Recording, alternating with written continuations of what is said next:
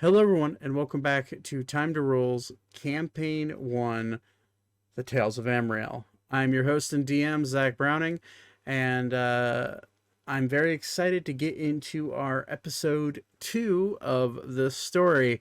Now, first off, for those of you who are watching over on YouTube in a video format, yes, I am wearing a different colored shirt. This intro is recorded on a different day than the original recording. But either way, we got a couple announcements to get into. But first off, I want to say thank you so much for the interactions, the impressions on the first episode in both YouTube and on the podcasting format. Like the amount of downloads we got from the podcast is just insane. It's mind boggling to me. So, that being said, if you want to go check out our podcasts, you can go over to find it on Spotify. You can find it on Amazon Music / Audible. You can find it on really. I'm trying to work on like getting it on Pandora and like Apple Music and that type of thing. But that will come soon. There's just a lot to do in order to get your new podcast onto those platforms. So bear with me on that. I'm trying to get it on there, but thank you. And also, if you're listening to this on the podcast format, we do upload a live video every single Sunday at 5:30 p.m. Eastern time. So if you want to watch this in a visual format, it will be over on our YouTube channel. It's just Time to Roll on YouTube. Also, we do have a Twitch channel that is under the same name. So our first announcement today is that we will be taking a break, unfortunately. Scheduling conflicts. I'm going on vacation. People aren't going to be able to make it for episode 3 for the recording. So we are going to have to take a break, a 1-week break. It's only one. This will probably happen again at some point because we're all doing online stuff and sometimes schedules just don't work out. That being said, we will be doing episode 3 and filming episode 3 on June 26th live over on our Twitch channel and our YouTube channel. So if you guys want to go, check that out, go and follow / subscribe to those and be up to date on whenever I post content on those. That'd be great. We will be doing a live stream again, like I said, on June 26th. That's a Sunday at about 7 p.m. Eastern time. I'm setting it for 7, and hopefully everyone's there on time. We'll see. It might be 7:30. I'll let you guys know though. On probably more than likely on social media. If you want to go follow my social media, it's Zach B Outdoors, capital ZACH, and a capital B, and then capital OUTDOORS. That is my personal Twitter. I do updates for Time to Roll on that. As of right now, I'm working on getting the Time to Roll Twitter handle as we speak. But anyways, I think that does it for our announcements. So let's get right into the story in this next episode of The Tales of Ammriel. Let's go. Beep. And welcome back. Last time you guys left off, there was a meeting that was being held by the head librarian of the Royal Library of Artemis, Leon. There was almost a sorting ceremony of sorts that you guys were forced to go through, where you had to basically dispatch 7 of the 13 people that had showed up for his job posting that he had put across basically all of the town and basically all the surrounding towns and basically all of Fleur. All of you showing up to the job listing for your own individual reasonings, most of you because money is important in this very turbulent world. But however, you were able to sort yourselves out, and 13 turned into 6, and you were then prompted by the head librarian Leon that the job was going to be about finding and rescuing the disappearing children of the small town of Caister. He said Leon left it as you will be meeting 8 o'clock sharp the next day, and so that is where we begin our story today. I guess waking up, crawling out of your own um, abodes, whether that be staying at any sort of motel or pub, or even camping out outside of the city for some of you. Um, what I'd like to do is, I guess, go through what your morning routes would be to get back to the Royal Library. I guess we could start off with Ori and Lara. Would you guys have chosen to stay in the city, or would you have marched your way back out and camped out somewhere? I feel like we would be camping out. I don't know. Yeah, we'd camp. I just got here. I was taking a nap the entire time. I with assume Ori. Alara feels better in the outdoors. Yeah, So definitely. Yeah. Okay. Well, that's fair. So as you're on your way back, you really didn't experience any issues coming back into town. With a prior experience with the guards from yesterday, they tended to just kind of leave you alone. Not wanting to invoke the wrath of Ori, a being that is twice their size. Do I see the guards I saw yesterday? I would say yeah, they're at their post at the gate when you first walked in. Do you see me? Yes, and they're actively avoiding eye contact with you. I smirk at them. All right, well, you smirk at them. You walk your way through back towards the Royal Library. Next person we're gonna go to, I guess it would be the people that would be kind of close. I would assume would be close at hand would be Zane. You'd probably go find a bar somewhere, yeah. Yeah, I was staying at the Black Snake's Inn. Okay, you would just go back to the Black Snake's Inn, and for the sake of my sanity, go ahead and mark off. Go ahead and mark off 1 silver for the night. As you're walking out, you hear from behind the bar, "Well, you have a good day now, all right?" You do the same. All right, safe travels. And as you look back, it's the barkeep that you've seen quite a few times. A little halfling woman, probably about 3.5 feet tall. She's on a little step stool serving people breakfast at the bar, and she's never really truly given you her name, but she just recognizes that you've stayed. You stayed and you've drank and you've kind of minded your own business, and you're on your way out, and she's just assuming you're off on your own adventure. Now we would go to Beep. What would Beep do, Austin? Beep would have tried to stay at an inn, but he would have tried to sort of woo the innkeeper to try and let him stay free for a night. Okay. I'm going to say he could do. How do you want to woo? We're gonna reverse back to the night before. How would you have wooed this innkeep? Now, would you, so where you were going, would you have stayed close to the Royal Library, or would you have gone off exploring the town more? I would have been relatively close to the library. Okay, so the closest inn to the library. Now, do you want this inn to have a bar? That's the most important question. Sure. It'll have a bar.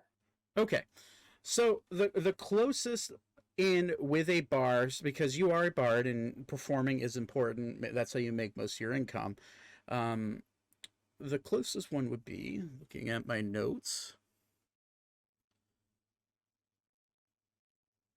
the Alabaster Inn would be where you would be staying. All right. The head matriarch or matron of the Alabaster Inn is a tiefling woman. But she does her best to hide her devilish traits. So she wears a hood over her head most of the time, hiding her horns, and she's more of a pale complexion compared to most tieflings, and she's really done her best to hide it. Now, however, With your perception as high as it is, you would definitely see that she is a tiefling just based off of her teeth, being jagged and a little bit more pointy. As you walk up, she's like, "Well, hey there. How you doing tonight?" Beep. Ah, right. Our partially mute friend. Well, are you staying the night? Beep. Night. Gotcha. I assume you like nod your head yes. Yeah. Okay. Yeah. Okay. Well, okay. Let's see here. For one room for the night, it is that would cost you 2 silver. Beep. And she kind of like recoils a little bit. Well, um, okay. Roll a you can do you can either roll a general charisma check, or if you're trying to, are you going to try to like use your musical talents to woo her, or you're just trying to like seduce Just her? straight up persuasion. I can either roll Persuasion. persuasion or charisma. If you I want. would say let's do persuasion. Roll me a persuasion check, please. Oh, so that's my bad. With advantage. I would 12. I'll take. Oh, you So I rolled a got 12 12. twice. 12. She's kind of like, well, okay then. That'll be 2 silver for the night. But if you stop down by the bar, if you feel like drinking, first round's on me, okay? Beep. Okay. So, I would guess mark off 2 silver. Yeah, I'll mark off too. Sorry, the DC was relatively high there. Oh, it's all good. She has to run a business, you know. True. But so you saunter off to the morning, and as you wake up, the same barkeep, the matron, she is no longer there. Is now helmed by a Loxodon fellow. He's probably about 7-8 feet tall. He's a giant elephant man. He's wearing kind of like very comfortable silken robes, and he's definitely the morning shift guy. He's definitely there to just kind of relax and occasionally serve the breakfast to people. Now, would you have wanted to stop for breakfast, or you're just on your way to the job because you have to be there by 8? I'll just be on my way. Okay. I'll be going. So you may just like Ori and Alara, you make your way to the square, no problem. Same square that you just kind of worked your magic in before, in front of the Royal Library. That brings us to who am I missing? It would be Thaddeus. Yes. Now, Todd, explain to me what Thaddeus would have done for the night. Thaddeus, we were inside, am I correct? We were inside the library, and how he left it was Leon floating off and disappearing somewhere into the library, saying he would deal with your transportation, and meeting him, meet me 8 in the morning in front of the library. So Thaddeus would have worked himself off into the shadows of the library Okay. and used his agility and hiding in shadows to basically wait until the library closed, Okay. remaining inside the library and scanning the library, then finding the books of alchemy and looking at a poison book.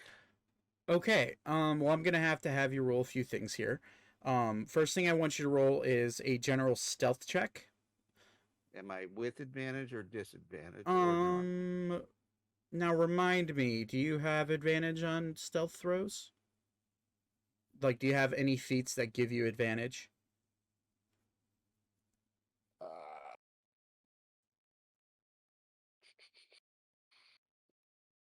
Because Don't think so. so no, just a general stealth check for me, please. Stealth? Yeah, just a regular stealth check.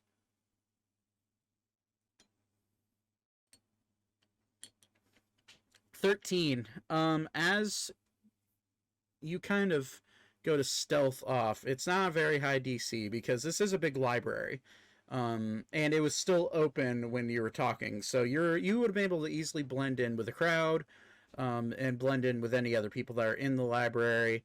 With a 13, you're able to sneak your way into a corner. However, as it turns to night, this is the Royal Library. This is the greatest culmination of knowledge in Sylvania. So it is heavily guarded. So what I need you to do, there's a round table group of guards, royal guards, that will do patrols throughout every royal building that is government funded, and the Royal Library is no exception. So there's a group of 3 that switch out about once every 5 to 6 hours. So the first group is going to come through, torches in hand, just meandering through. What are you going to do to escape their gaze? Well, I'm going to take myself to possibly on top of a bookcase Okay. where I lay flat and remain silent. All right, so I want you to either roll me an acrobatics check or a stealth check with, I would say, because the act of jumping up onto a bookcase and trying to hide would be, the stealth would be much harder unless you're just trying to do an acrobatics. So acrobatics normal, stealth with disadvantage.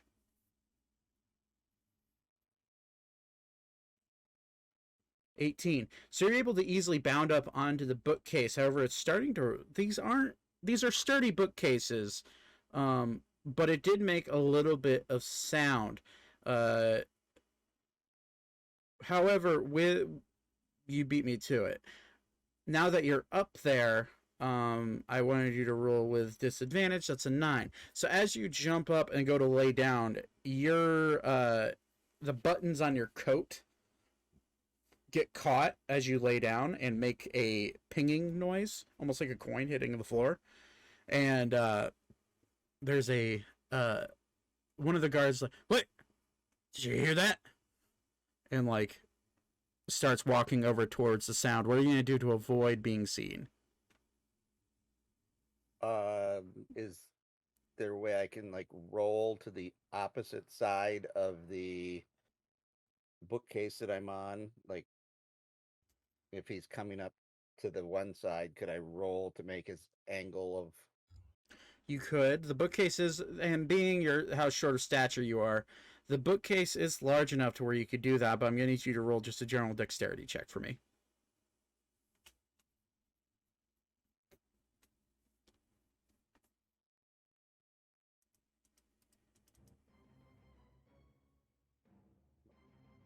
Damn it.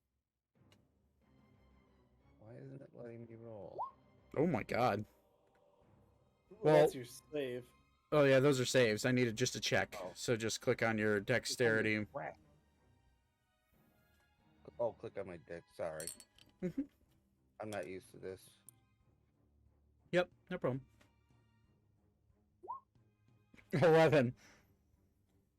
I'd like to go back to my saves.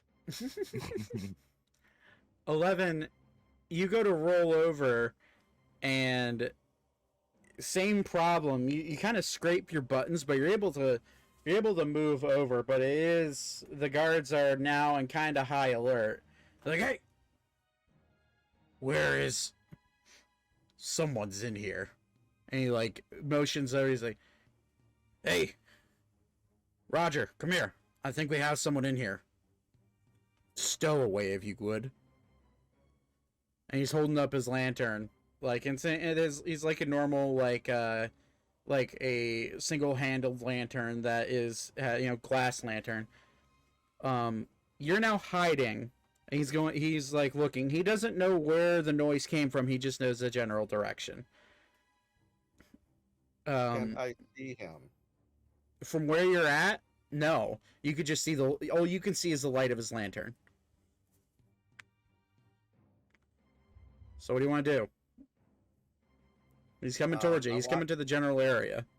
I want to get in his head Okay. and use a voice of his own voice and say, "Oh, it's just a rodent." Okay. Roll a persuasion check. But with disadvantage.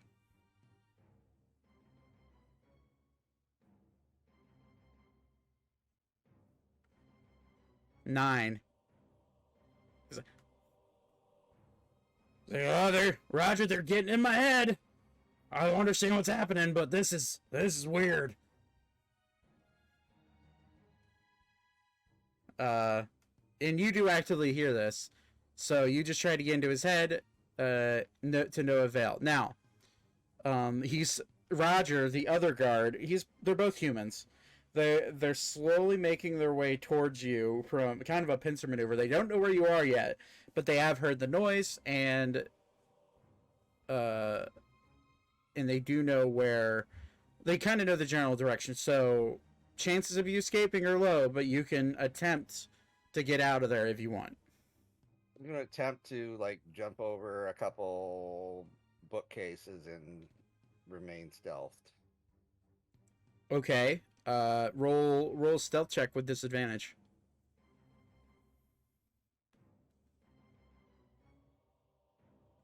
13 just beats the DC I set for it.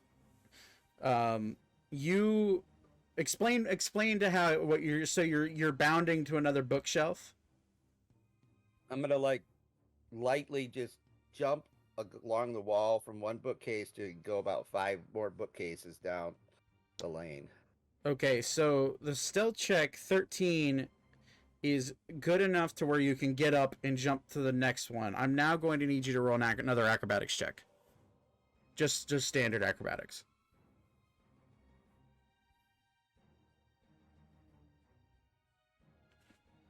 $22. Yeah, you do it with no problem. With a 13 stealth and the 22 acrobatics, you bound over without seeming. Well, actually, we're gonna see if where is I'm just gonna roll here. We're gonna see if he sees you. 8 plus 1. Yeah, no, he does not. Roger, the guard that is coming from the other side, does not see you. And you're able to successfully jump to the other bookcases. However, they still are on high alert.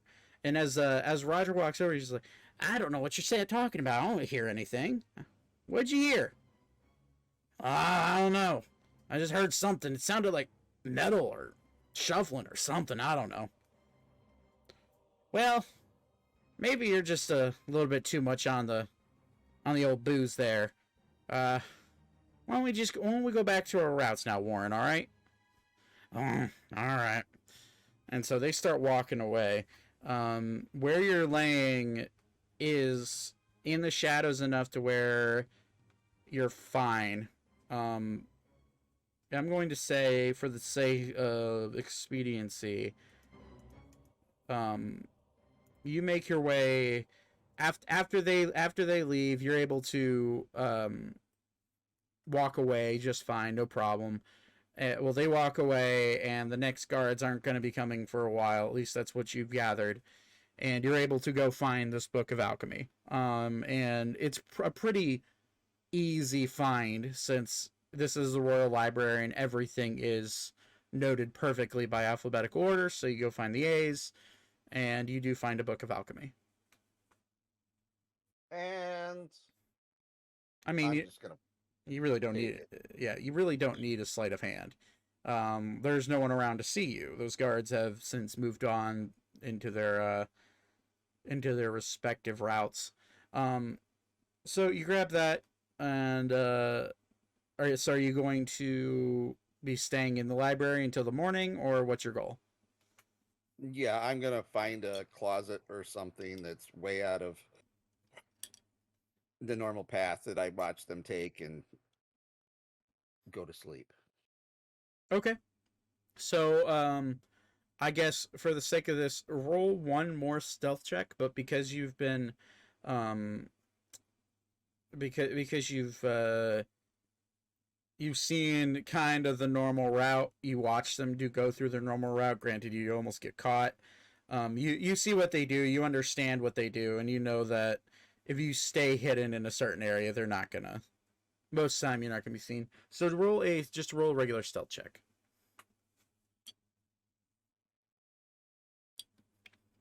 16, you easily hide away for the night. Are you going to be reading the alchemy book, or are you going to try to catch some sleep? I'm gonna try to catch some sleep. Okay, well that's fine. So I use the alchemy book as my pillow and learn by osmosis. okay. So as all of you slumber off to sleep, you slumbered off to sleep, and you're making your way to the Royal Library. Now, Thaddeus, you make your way out of the front of the library. So the library opens at 7. So I'd say at 8 o'clock you just lumber out from the front of it. Yeah, I'd listen at the door and make sure that wherever I came out, there was nobody visible, and then come down and just act like I'd just been there already. Okay. All right. So, now that you all have kind of, after some time of gathered in the middle, all of you walk up to see a Thaddeus, specifically you. You've been hearing this kind of in the morning. One horse and buggy, or what sounds like a horse and buggy, pull up, as well as some mooing, like almost like a cow sound. And you have heard throughout the library, like, yeah, well, waiting for this party to get here. And once they're here, well, we'll send them on their way, and hopefully they'll be able to meet up with those two. And you see, and I'd say Thaddeus, you've been seeing the head librarian Leon like floating around doing his duties in the morning, like kind of being a busybody. And you also get the sense that he's very aware of your presence. Oh, good. But he chooses not to say anything. Well, we're gonna say that. So as you guys make your way, you do see, for the ones that are coming in, you do see the lizard man, or lizard folk man, Vaten, sitting there, leaning against one of the pillars of the library, with his eyes kind of closed, half closed, and he's just kind of sitting there, waiting for everybody. And as you guys walk up, you see a wagon, a covered wagon, very Ozark Trail like, or Oregon Trail wagon, with a single steer, like a bovine longhorn steer, hitched to it, and then you also see another much larger bovine steer, longhorn, sitting to the side, but with a giant leather saddle on it. As you walk up, you see Leon come shooting out of the doors of the library. He's like, yes, you're all here. Perfect. Well, I've given you, I think, what you need to travel for the few days that it's going to take to get to Caister. Is this to your liking? Looks fine. Hey, Ori. These any relations of yours? Oh, that's so mean. This will do for me. Or he was looking at his cool new axe. That's right, you did get an axe. That's funny. You say something. These any relations of yours? These bovine hair?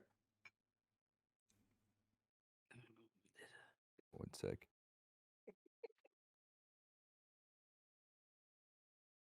Or he doesn't understand what you said. He just goes back to looking at his axe. Yeah. Okay. What about we hesitate well, never mind. This party may be doomed from the start. Anywho, do any of you know how to handle a wagon? Have any of you done that before? No. Airships are more common where I'm from. Right. Meep. Would I know? You would not have. You would have primarily most of your journey has either been stowing away on either the random boat, like actual galleon or skyship, making its way across the ocean. And any other time you've primarily been walking. Okay. Or he just shakes his head. Well, okay. Well, which one of you would be best for he looks right at Vaten, and Vaten immediately just shakes his head no. this is like nope. Well, okay. Young fellow with the horns. Not big guy. Small guy. What was your name? Zane. Zane, right. Zane, are you willing to learn how to steer a wagon? I've got work I need to do while riding. Okay, so that's a no. My furry friend over here looks at Beep. Beep. Okay, is that a yes or a no? Beep. Okay. Next person looks right at Alara on Ori's head. You might be too young. I can You do it. How about Or he's no? gonna put or he's gonna put her on the front of the wagon. Okay. Hand her the what are they called? The reins, yeah. The reins, yeah. Okay. I'm just here. She's just like, oof. Well, Let's. I can do it. I can do it. I can do. Stop talking. I can do it. Everybody, hop on. Let's go. Okay, my large friend.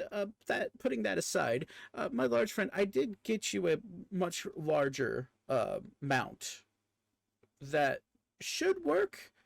This is the finest bowl we have. I understand it might feel weird since you are of Centaur or you are a Minotaur. My bad. But I assure you, this creature will definitely get you where you need to go. How big is it? This is a big fucking bowl. This thing is like 1,800 pounds, like monstrous.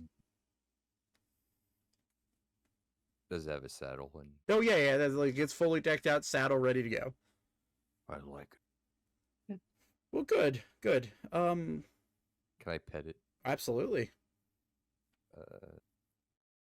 Animal handling, I guess. I would say you walk up to it, and it actually there's no need for animal handling. You walk up to it, and it immediately kind of like walks towards you, almost out of familiarity, and like just kind of looks at you and just snorts a little bit. Aw. But it's yeah, you could pet it. It probably won't do anything. Or he pets it and it's like mighty steed. Good. Well, okay. And Leanne chimes in. Well, are you sure no one else wants to steer the wagon? You sure? Nobody needs to steer because Ilara's already doing it. She'll learn faster because she is younger. Right. Maybe I should bring someone along. Thaddeus can probably learn how to do it. Thaddeus, would you like to learn? I mean, don't think it's that difficult. The young gal, she seems to be willing to do it. I don't really want people in my back. Okay. Uh, Ori crosses his arm and he like nods like, yes. well, it was Alara, yes? Alara, young one. I just want to make sure because I've only ever seen you on Big Fella's head over there. Are you sure you don't? Him around. Are you sure you don't want to just ride on his head while he's on his mount and someone else steers the? He was taking a nap on top of his head. So it's my turn now. Okay. Alrighty then. Well, I guess, if someone could please sit up here with her, just in case. I can while I'm doing my work. Okay, well that's fine. I guess Alara is steering then. Alara's just gonna look over at Zane and she's just like, Hi, I like your horns. Thank you. Alright, okay. Well, that's a thing. Alright, well, Caister, and he, like, grabs a map, this big old map, and if you guys want to check, roll 20, we can zoom in. So, he's like, you could take the northern route out of Artemis. You would have to cross a few rivers. We are in a river basin. You would have to pass by the city of Clico and Stamford, but that is probably the fastest route. The southern route, however, is probably the least dangerous, and it's a little bit longer. So, these are your options. From here, as the crow flies, just so you're aware, I may have misspoken a little bit. Caister's more or less 115 to 120 miles away as the crow flies.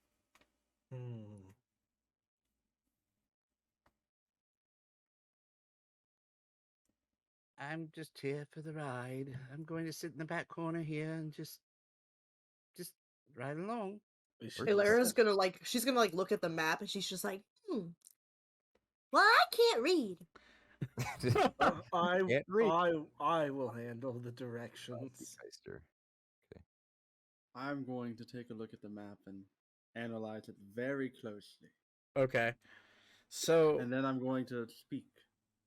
Beep beep beep beep beep beep beep beep beep beep beep beep beep. Alara's just like looking at him with like those yellow eyes that have nothing behind them, and she's just like, Is any I don't what? Beep. Yeah, I don't speak beep. Beep beep beep beep beep beep. I think he meant go north. No, beep. Oh, you're slipping. did he say another word? You can speak. Oh, that's the first word I've heard him say. I think he's broken. He's broken. Void that one out, guys. Modify memory. I cast Feeble Mind on all of you. But Payback for the for the prequel. I'm going to look at Beep, and I'm going to say, Beep once for north, Beep twice for south. beep beep. South it is. That's a much less traveled road, it looks like, as far as towns go. South is Whatever. What's south? What's south and how do I get there? I'm just gonna point the direction. Okay. Well, yeehaw! Let's go, fellas. Okay. Well, it seems you've got yourself figured out. I've included. So if you take the southern road, just be aware. There have been every road is dangerous in this world we live in. You're bound to get ambushed by some sort of creature, or bandits, or orcs, perhaps.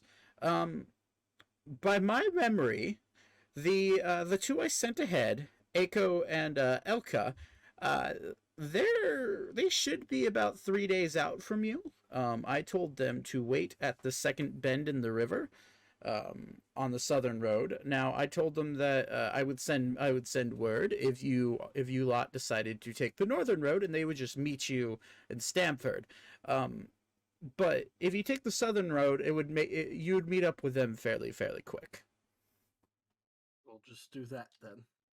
Okay. Beep beep. You might need to watch out for again, there could be bandits. The road is less traveled, but it is a little bit more of an easier path than the northern road.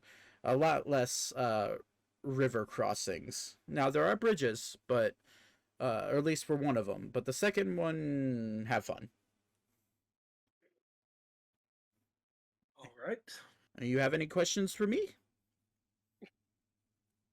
Yes. No, I don't think so. If you were going, which direction would you take, sir?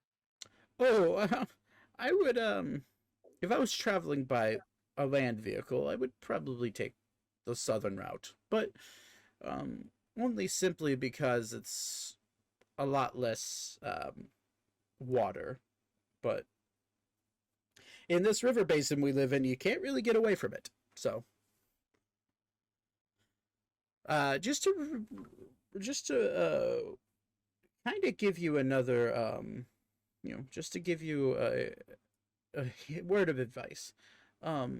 You may need to watch out for there have been dragon wormlings flying around here. Most of the older dragons are in slumbering mode. They stay to themselves, but a lot of their offspring tend to fly throughout our region. So you may have to watch out for them as well. Oh, contract. Yes, I notarized our contract. Now, if you guys could look in the session notes section on Discord, I will be putting in a signed contract for you guys to look at. Oh, my name. You told me Chicken Scratch. Is the beep in Comic Sans? It absolutely is. Stop it. Bruh. Oh, and Mousy, just so you're aware, I had stated that Elka, instead of signing her name, just like put ink on her paw pad and stamped it down. Perfect. Cute little Toby. Wait a minute. What? You said you were gonna pay us 2 to 3K gold. Right. So Why you're does it say 600? 600 gold upon completion. Right. Payment now. 300 gold apiece now. And this only if you find you will be paid 2,000 gold by my word. This is the minimum contract. So, if you are able to save the children, if you're able to find them, save them, and destroy whatever is taking them, I will pay you 2,000 gold. And trust me, I will know if you completed it. Now, if you want me to bring up another contract that states I'll do this, that's fine. It would definitely have to be, I guess, dropped off by some sort of carrier pigeon. I just didn't want to be hustled. No. 600 is the base fee that you're going to get at completion. No matter what, if you come back in pieces, a bag of 600 gold will be placed at your feet. Now, starting off pay, which, guys, I don't know, have any of you marked, I know Squirtle and I know Mousy, I don't know if Mousy has marked the 300. It was 300. You told us 250. Sorry, 300. Add 50 to that. I'd like he like divvies out little pouches of 300 gold and sets them down on the bench of the he sets how many of you are there? There's 6 of you here. So he sets 5 out on the bench of the carriage, and then he walks over to Ori and hands him a bag of 300 gold. And he's like, okay, well, since that's out of the way, this will cover any expenditures that you may have at the beginning. 600 is the base pay, like I said. And if you come back at total completion and you completely solve this mystery, an extra 1,400 gold will be all yours on top of that 600.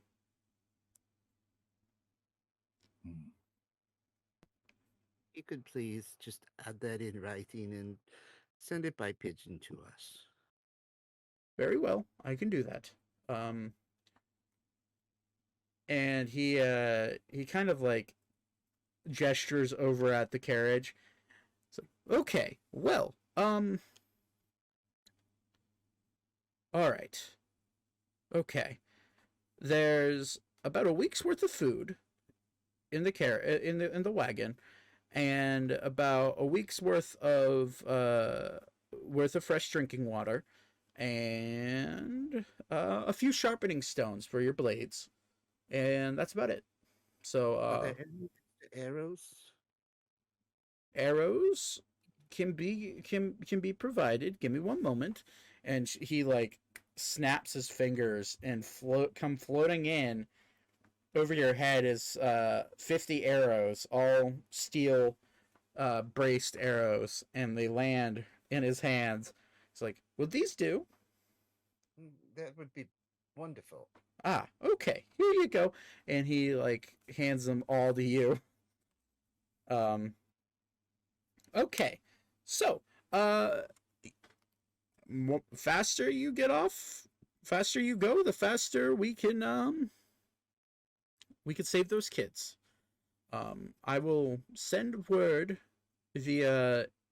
You'll find out how I'll send word, and I'll make sure to have a revised contract for you. But anywho, let's be on our way. Go, go, go! Chop, chop.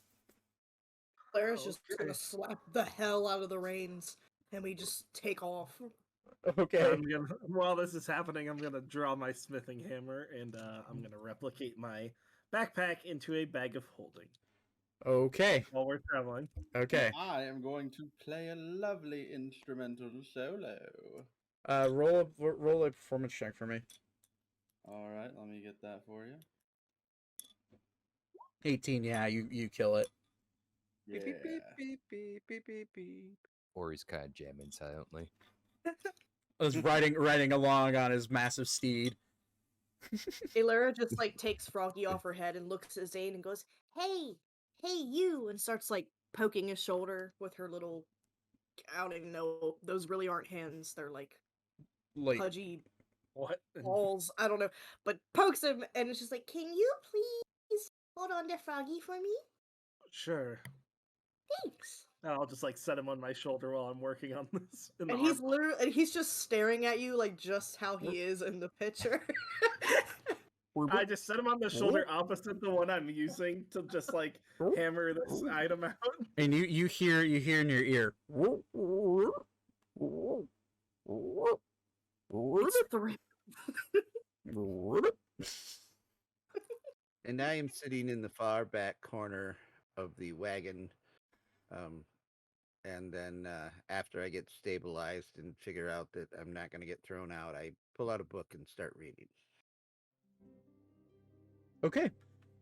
So we're off on the first adventure. As you guys make your way out of Artemis, which I'm trying to find some music for it. That works. As you guys make your way through the first leg of your journey, you have about a 7-day trip ahead of you. 6 to 7 days, depending on how fast you want the carriage to go and what pace you want it to go. As you guys now are there any activities that you want to? mean, you've already described like you want to play a nice melodical song. You're kind of just sticking to yourself. You said reading your book, yeah, Todd? Yes, that's correct. Okay. And then, shockingly, Alara is doing an amazing job at steering steering this this wagon. However, Alara, I'd like you to roll an animal handling check for me. Oh god, hold on. What's our I'm up animal there for handling again? support. Actually, I think technically okay, Wait, kind of What did high. you say? Animal handling? Yes. Oh yeah, it is. Kind of high, right? Yeah, 15. Oh yeah, you're fine. You're rocking and rolling. You have a +7 to your animal handling. Holy shit. Yeah. Ori is proud. Nods in approval. Alright, so first day of travel goes by without a hitch. It's up to you guys. You can either travel through the night and take a point of exhaustion, or you can choose to camp out. Now, what I guess it would be Vaten, since Vaten is technically a cook. He would have I too am a cook. yeah, he would have gotten up into the rations and saw what was made available for the group, and it's pretty basic. There's bread, there's dehydrated meat, there's water skins, like massive water skins, very basic traveling food, but it works. You get by. And he also notices that packed in there very tightly are 3 tents for camping. One seemingly larger tent, more than likely for keeping Ori in mind. The other two, one is a more of a green canvas, and the other one is a smaller version of the standard canvas tent that very much looks like the big one's definitely meant for Ori. And so those were packed in as well, and Vaten would be like, looks like Librarian packed camping gear for us. And you like point towards Thaddeus.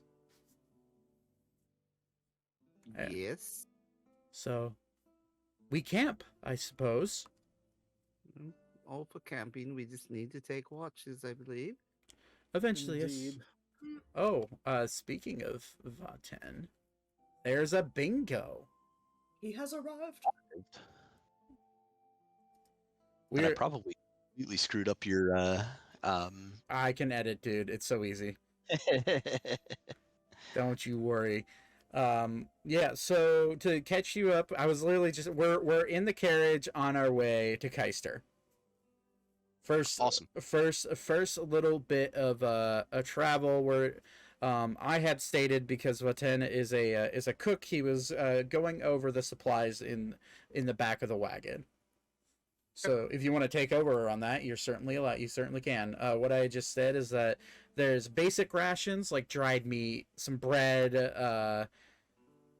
maybe some vegetables, some water skins for about a week's worth of travel, and he had also found 3 tents for camping. So, Cool. but I heard my name. I thought, did somebody say something to me? Hearing Nope. voices again. I don't think so. Anywho, so as you guys make your way through the first day of travel, you guys can either choose to camp out, or you can go through the night and suffer a point of exhaustion. It's up to you. Your beast of burden, your bovine, they're one that's dragging the cart and one that's dragging Ori around, would also suffer a point of exhaustion. But it's up to you. If you guys want to camp out, it's up to you. I think it'd be a good idea to camp. Same. Yeah. Camping. Okay, so as you guys camp out, I'm going to need somebody to make a survival check for me to find a I would guess find a suitable place to camp along the path. And just so you guys are aware of where you're at by the end of the day, leaving in the morning, you're about there. Okay, you're I missed that. Can you ping again? yeah, sorry. Rounds about here. Perfect. Am I double proficient in I am. survival? can't remember. I can't remember either. Oh my Yeah, god, you're so right, many. that's I right. needed one person to roll survival, not the whole party. We'll go with you know what? For the sake of the first night, we'll go with the 23 from Vaten. As you guys roll up close to the river, you do notice a clearing that has been used before on this southern road to camp out. There's already a fire pit made, and seemingly no issue whatsoever. So you guys pitch camp. We can either do this in stages of 3, where one person is keeping watch, and we're doing, or it's up to you guys. I will take the first watch. Okay. So I'll take the second. okay. I will take the third. All right. So, Zane, go ahead and roll a you gonna say roll a perception check for me, please. Oof. 6. You're blissfully unaware of anything around you, but you also get the sense that this campsite is well traveled and there really shouldn't be any issues. So your watch goes without a hitch. I'm also going to say that your bag of holding is now complete. Swing. I would assume you were like tinkering with it, working on it as you're taking watch. Yeah. Oh yeah. So you go ahead, you get your long rest, so you do get your artificer thing back. Yeah. Oh, didn't mean to blow that up. Okay, and who said they're taking second watch? That'd be me. Ori. Okay, go ahead and make a perception check for me. Okay. This is just listening and smelling and using kind of your general survival skills since you've done a lot of traveling. Okay. I did 18. 18. You do hear some rustling. So to describe the landscape that's around you, in this campsite, it's in a clearing of long, almost like, you know, if you've ever been into the Midwest of the United States, the very long rolling plains, really long grass, wind sweeping through it. You're in the plains area of Sylvania, and there's long grass all around. However, you're 10 foot tall, so you can, even sitting down, you can see above it. And you do hear some rustling of what seems to be relatively small fauna, but nothing really happens.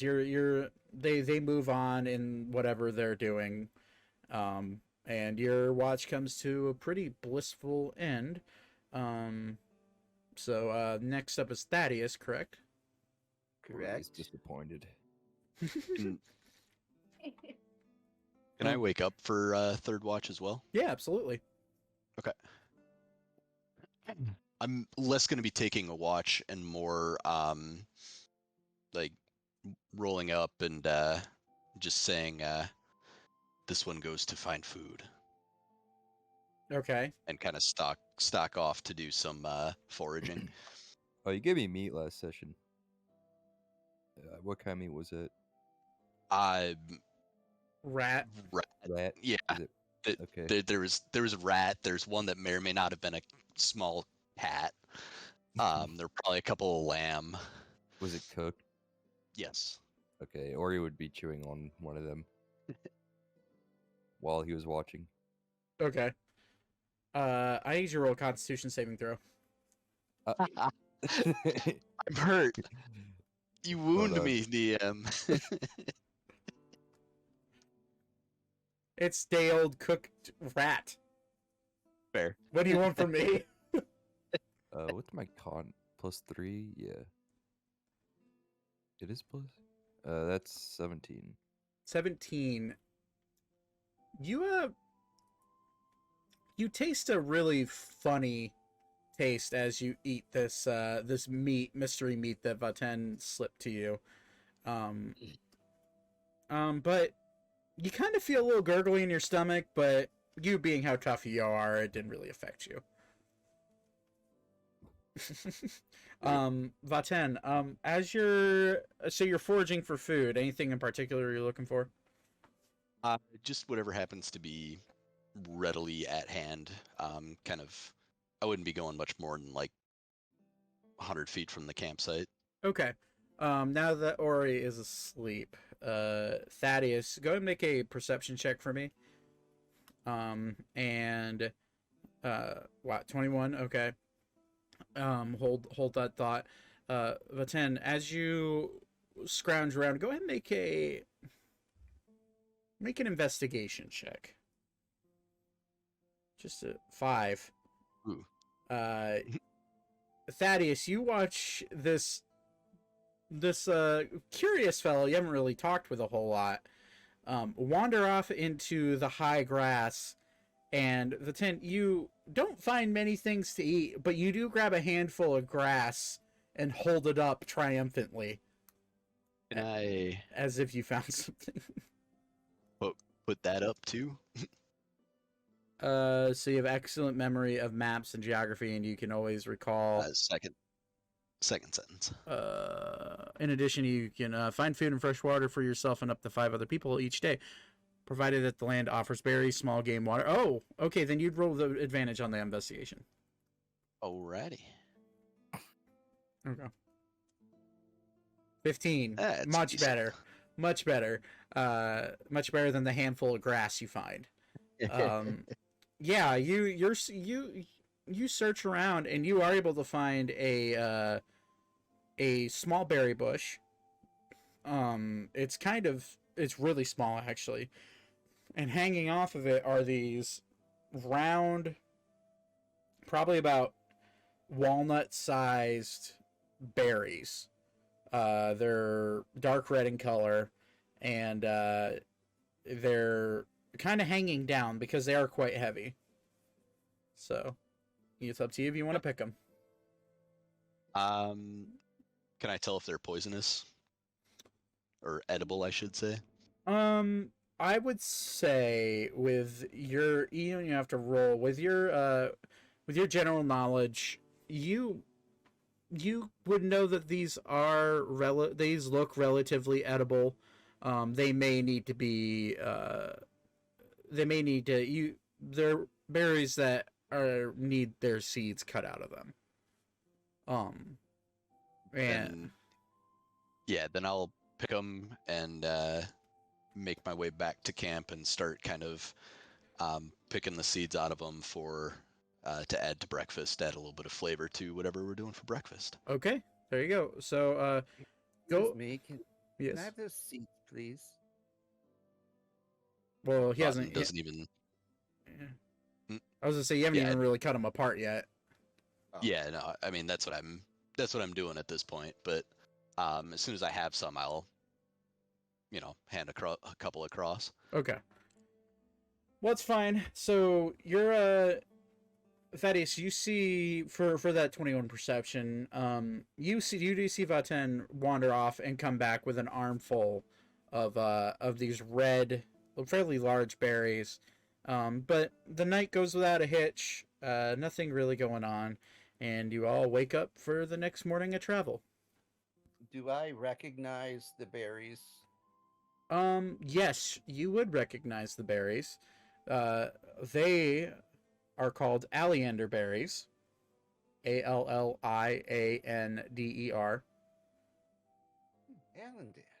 Allender. Waking up, seeing them in the morning, seeing Vaten preparing them, cutting them. These literally look like giant cherry tomatoes. but they're the flesh of the fruit is very edible, considered a delicacy in some places, but the seeds are incredibly poisonous, and they are often used for standard standard poison for like plant-based poison. There's generally used in whatever cocktail an assassin would use those seeds for. Are you aware of what you have in your hands that you're dealing with? Seeds cannot be eaten. Yes, yes. So I can use the seeds, but just be very careful not to get any of them in the food. Yeah, they are very, very deadly. I'm glad you rolled a 15 on the investigation scale there. I Well, mean, I was hoping. I'm not gonna lie. I was hoping it would be survival or nature, but Yeah, which makes more sense, but yeah. I Okay. don't want TPK yet. I'm gonna help Vaten with the breakfast. Okay. So breakfast consists of preserved bread, like loaves of bread. The dried meat you can add to a stew as long as you add water to it.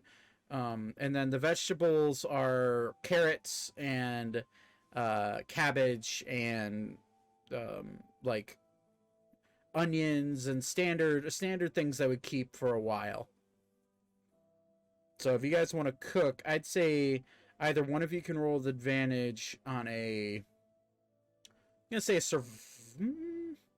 would it be performance or survival? I'd say survival. can I do a? Whoops, that's not what I wanted to do. Ooh, you could. So I've cook- got cooking wanted to do- utensils. I was gonna say I wanted to do cook's utensils with wisdom, but I accidentally did with intelligence. Yeah.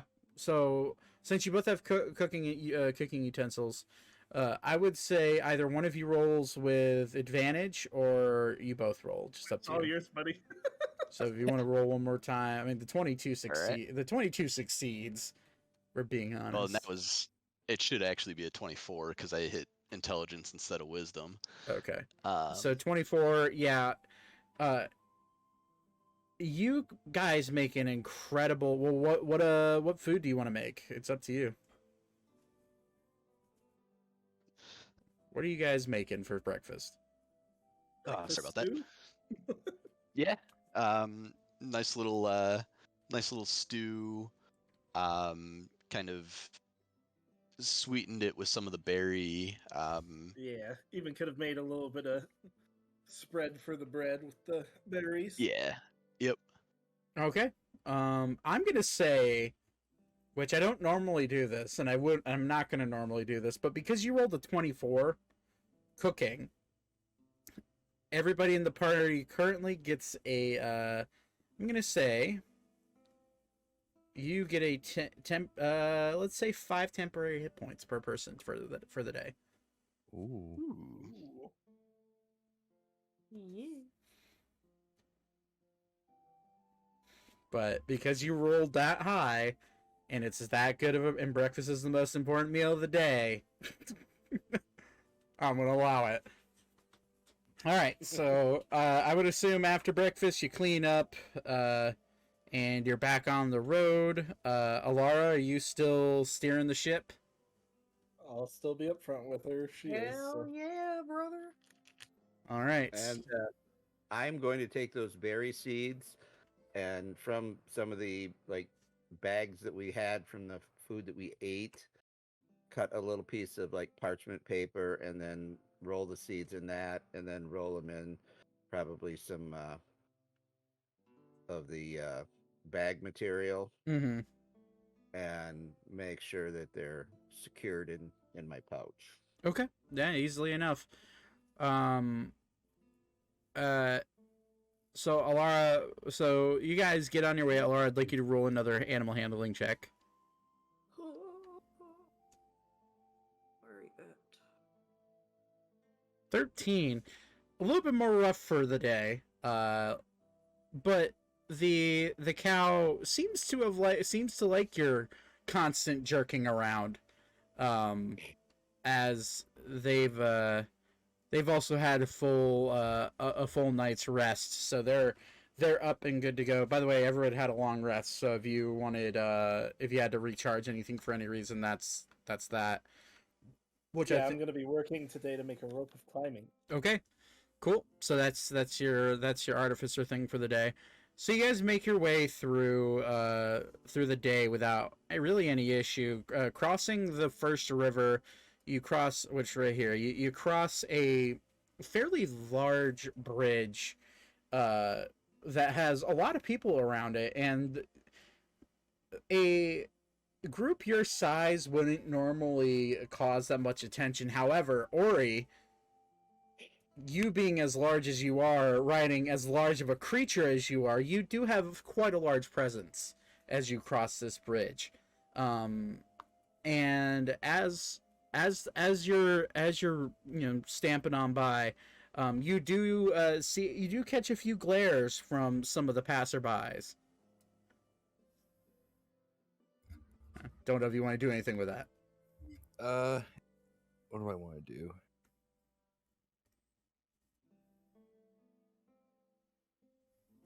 I'm gonna put my hand on my axe and just stare at him with like the shittiest look.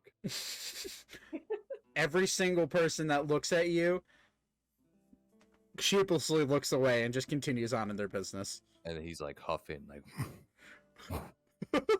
like just fucking like wild. Yeah. I'm he hasn't for killed anyone in a few days. Completely feral. So he hasn't killed anyone in a few days and starting to lose his mind. So as you guys make your way over the bridge, you only passed a few people, one carriage and a few people on horseback, and a few people walking. You come to this fork in the road. Following the map, you know to go left. And as you make your way to, unless anybody wants to do anything during the day, you make your way to about here for the day. Now, if you guys want to stop and camp, you can, or unless you guys had something you want to do during the day, just let me know. Or he's probably just gonna do some weapon maintenance, just sharpening and making sure it's not falling apart. Okay. Yeah, easy enough. You're well you're well enough trained to do that, since that's a everyday thing for you. So you guys make your way to where you're going to be camping, and you set up camp. Now I would like let's see here. I'm going to pick someone at random here. How many we got in this group? 6? Perfect. There's a 6-sided die just for that. That is a 4. So,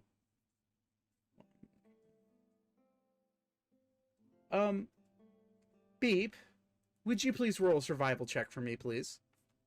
Oh God.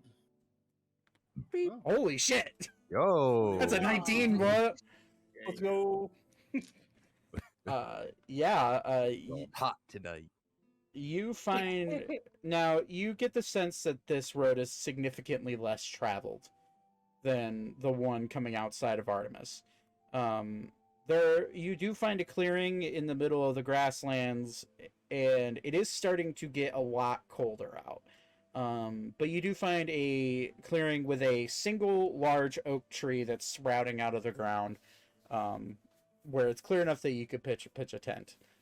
So we're gonna do three checks again. To who wants to take first watch? Beep. Ibs. I'll take second. I'll take third. Who's And yeah, go ahead. I was going to say, I'm going to make it a habit of waking up with third watch unless I'm taking a watch. But I'm not going to unless I'm told. But I'm making a habit of kind of looking around, seeing if I can find anything to supplement our rations for breakfasts. Okay, that's fine. So sorry, who took first watch? Beep. Beep. Okay. Beep. Go ahead and make a perception check for me, please. 7. Oh. Oh God, rolled it. You're lucky you didn't roll a 6. So, as you're staying up, you're describe what you're doing for the night. What's kind of distracted you for the night? Hold on. I forget if I have a drum. I do have a drum. Okay. Oh my God, you're gonna be beating on your drum while everyone's trying to sleep. No. Very gently, like tapping on the drum, like one of those sort of like dum dum dum dum dum dum, but like not super loud. Okay. Kind of like a nice little white noise beat. Roll a performance check for me, just out of curiosity. Okay. Oh, shit. That's a 3. That's a 3, my guy. It's a 9. That's a 3, Okay. my guy. With a 9. Yeah, your beating of the drum definitely wakes up. We're gonna see what wakes up. 2. Oh boy. It wakes up a sleeping minotaur. Yes. I rolled a 2, which Nate is number 2 on my list. If Ori decides to wake up, it's up to you. But you do hear a very light tapping and very insistent tapping of a beat of a drum. Oh, he's McMad. Ori's ears like kind of wiggle, and he like wakes up. He's just like, oh. He like opens his tent. He sees Beep just making some noise. Upon noticing the Minotaur leaving the tent, I will immediately stop and put the drum down. He comes out with his axe in his hand. He looks at down. Beep. He sticks half his body out, looks at you. He sees you, puts your drum down. Then he goes back to his tent to go back to sleep. That's wise choice. Anywho, so you're as this is happening, what you didn't know while you're tapping on your drum, and as perceptive as you were noticing the very angry Ori coming out of his tent, what you did not notice is a light footstep in the distance. Now, we'll see what happens in the second watch. Who's taking second? That'd be me. All right, Ori, go ahead and roll a perception check for me, please. Okay.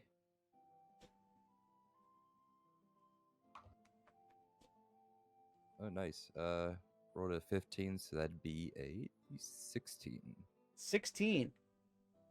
With your really good hearing as a Minotaur, you do hear distant, very light, almost as if it was a feather, footsteps in the distance that aren't really far away, but they're far enough away that you wouldn't be able to discern whether or not they're just another group of travelers just camping, or if they were something else.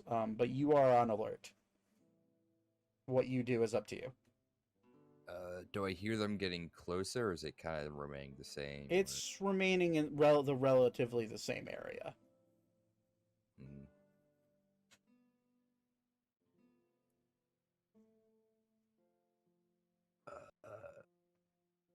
Ori's gonna wake up Zane. Okay. Oh, gods, what's going on? I hear something. Follow me. Okay, Also, I'm bored. fair enough. Follow me. And he goes with him towards the noise. I guess temp HP is gone now. Technically it's during the same day, so no. Okay, cool. Yeah, well, I'll lead him to where I heard the noises. Okay, so you lead him to the noise. You approach the noise, and you don't see anything at first because this grass, mind you, okay, Zane, you're about 6 foot. The grass is about up to your chest. It's like wading through a cornfield, almost. And however, Ori, it's like mid, like middle, like waist section on you. It's about 5 feet tall. It's about halfway up your body. And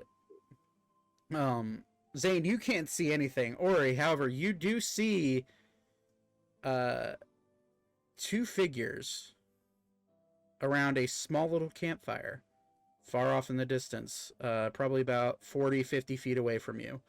Are you trying to stealth up on them, or are you just walking up? I'm gonna nudge Zane and kind of like point my hand in that direction, and I'm just gonna walk up. You're just gonna walk up? Mm-hmm. Yeah. Okay. As you walk up, you see 2 smaller creatures, very humanoid in shape. One kind of leaning back against a small little stump, just relaxing. The other one with a long, like, what looks to be a weapon in their hand. And they seem to be just enjoying the fire. Not for long. What do you want to do? What do you guys want to do? Rub my hands together. Okay. I'm just gonna be fully armored right behind him. Okay. We'll see what happens. Do I see anything else on them? Nope. Just They just have one weapon. from what you can see, there's one weapon out, and it seems to be some sort of sword. Now that being said, Squirtle, Mousy, I'd like you both to roll a perception check for me, please. Oh shit. Oh. Oh okay. no. Oh no. Oh, making sense. Rolled an 8. Aiko rolled a 4 and Elka rolled Oh an 8. my god. You guys, no. despite the massive size of Ori's big ass wandering through this grass field, you do not see the approaching bloodthirsty Minotaur and his fully armored compatriot stomping up behind him. Okay, I'm not gonna kill you. I mean, Ori do we not get goes. advantage on that roll? You know what? Yeah, you can. I would say yes, because you do have... We tiny and he big. Yes, and you also have improved hearing as a Harengon. So 15? You do see what you what you don't see is full colors and shape, because it is pitch black out. The stars aren't out. It's very cloudy, and it's quite cold. What you do see, however, at the dim small fire being lit in the flicker of the lights, is this 10-foot tall horned thing walking towards you at a slow pace. That's all you see. Wait. Is Alara asleep on top of his head this entire time? Yes, she is. Oh, God. I forgot about that. You also see, now that you've mentioned that, you also see with what you say, 15? Yeah. Okay. With a 15, you also see a little bump just above, in between the horns, just slightly above. You see the devil. When we got word that there were people joining us, did we get any indication of what race? Absolutely not. You were just told a group of 6 will be joining you. I'm gonna take a defensive stance. Do we know about that, right? Yeah, you know that you're supposed to be meeting up with someone named Elka and Aiko. That's all you know. You don't know what they look like. The only one you do know what they look like is Elka, being the rabbit person, as Leon described. Okay, I'm gonna roll. I'm gonna like get into like a defensive stance and like nudge Aiko and be like, yo, wake up, like there's a thing. Okay. Mousy. Mm. Oh wait, are you one of the two I found? Who are the Yeah. two? Yes. Okay, sorry. Low or high? Low? Okay, well. Or he's gonna take out his weapons. Cool. Okay. Oh no. And what is Ori going to do? You guys want to fight? Not particularly. As you hear just coming out of the darkness, you just see this massive fucking behemoth of a thing with horns. You just hear, you guys want to fight? I'm just gonna sneak up from behind him, so all you see, like from the firelight through my helmet, is my glowing red demonic eyes. Can I? Wait, Oh, can I? Zane, roll it. Hop up onto the Minotaur and grab Ilara. You certainly can try. Zane, roll an intimidation check for me. Can I roll intimidation? Holy God shit! damn it. You can also Can I roll roll intimidation. Yes, this is going to determine whether or not she can successfully get near you. I have +6. Okay. Shit. That's a nat 20. Oh shit! Yeah. It's a no, dog. Don't Nope. mess in a dark alley. Alka is entirely up to you because technically with a nat 20 you are frightened. Yep, I'm gonna like start backing away a bit and be like, no, I don't want to fight you. Aiko, you do notice out of the corner of your eye these two beaming red dots staring at you from the other side of your campfire. What do you want to do? Squirtle? I have no clue because I'm terrified. Okay. Name yourselves warriors. I'm gonna like melt my helmet off and just be like, walk up to him and be like, boo. Perfect. Where is that in the distance? Oh my god. He's gonna look at Elka and what was your character's name? Aiko? Aiko. Aiko? Yeah. He's gonna stare at them and be like, Prepare yourself. Okay. Name yourselves warriors. Name yourself. You don't want him to do that. Claire's just gonna be like, Hi, I'm Lara, and that's this is Ori and Zane. Hi. I wakes am up from very her confused. wakes up from her dead sleep because of all the commotion. Okay. All right. Yeah, so what you guys see a tiny 2-foot red little goblin girl with jagged teeth, long strangly black hair, and currently she's sitting basically like shoulder like on Ori's she basically sits on Ori's head. Is essentially like on the nape of his neck basically. And on top of her head is this tiny little bullfrog. That's just sitting there slowly sleeping and just going spoiler, it's Thrip. ribbit.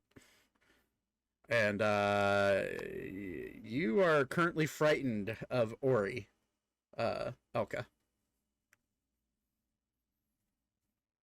I don't know what to say to this small thing on your face, head.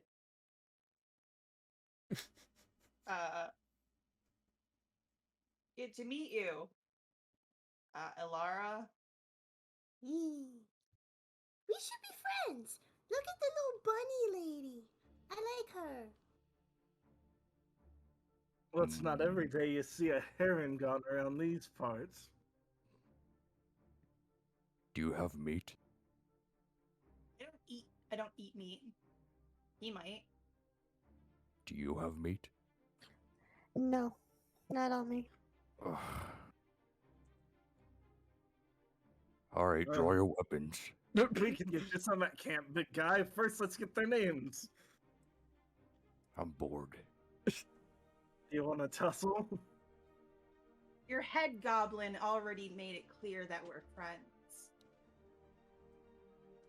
Can you I'm roll? Elka. Oh, okay. Well, there you go. You just that's pretty much what I was trying to get for. Oh. Hey, we're supposed to meet people. Like, we're supposed to meet that person. He like Yeah. he looks at Zane. Oh my look at god. this short, I'm gonna look at you, and I'm gonna look at their short shit. What's your name, tiny one? My name is Aiko. These are the people we're looking for. Shit. Aren't there more of you? Yeah, they're back at the camp if you want to come with. Wait, how badly do we need them? I'm pretty sure fairly badly. Or if you're bored, we can spar. No. That I want to kill. Oh. I'd rather That's not. boring. We have a lark can heal you. But her little pudgy hand. She's just like, with these, with my little hand. They sparkle a bit. Edward Cullen. Like, no. my god. Hold on. Do we have a tent or anything set up in our little camp? No, you are both freeballing it out in the middle of the woods. That's why or in the middle of the field. That's why you kind of decided to stay within the long grass. Was that Got it.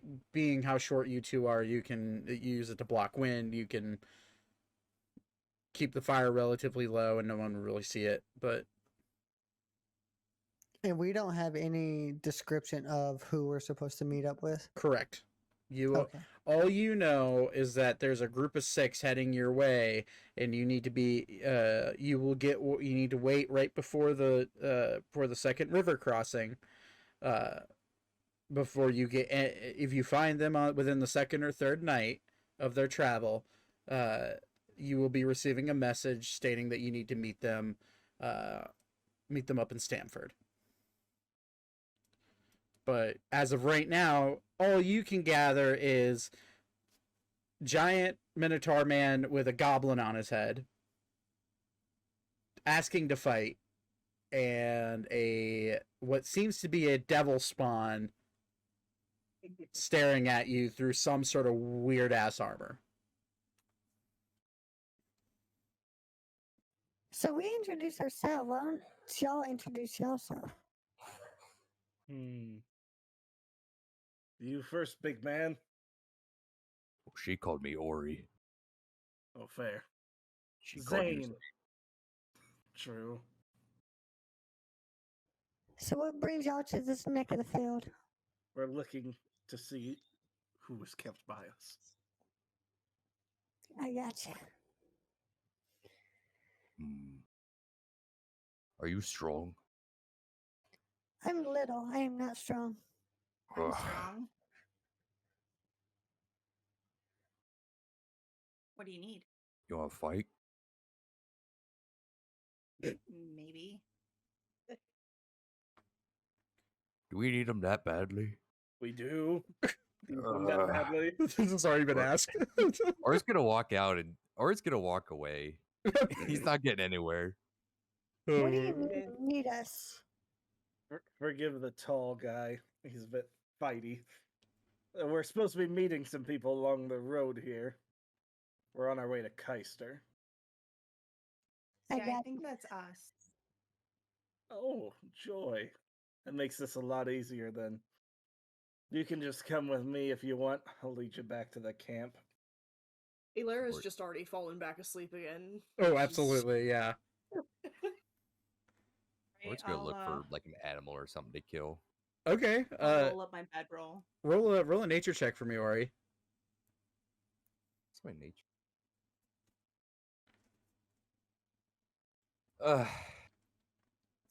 That one. Oof. You starve. You search far and wide for some sort of animal in this area that you can just mercilessly slaughter to no avail. You look for how long you want to look? I'll look till the end of my watch. Okay. Yeah, you wander around aimlessly, mind you, with Alara and Froggy still on your head. And Alara, I'm going to say because of the nat 1, roll a dexterity check for me, please.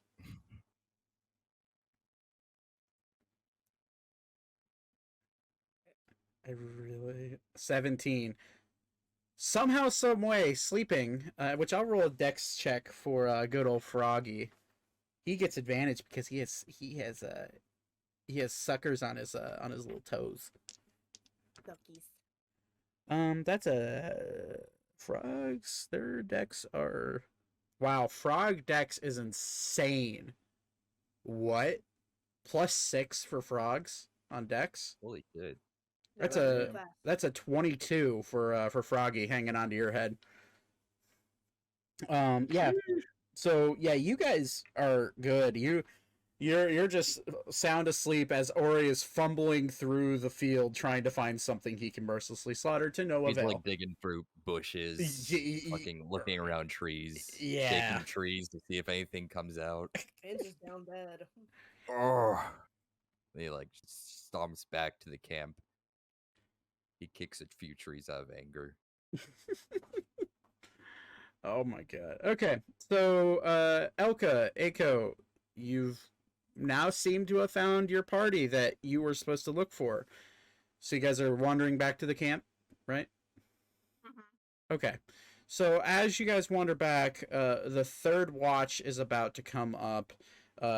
Zane, you being not really tired since you didn't take the first watch, but you wander in. Ori, you come stumbling back. Mind you, Ori has been desperately searching for the last probably hour for something to kill, and he has like grass matted into his fur. He has a few sticks matted into his fur.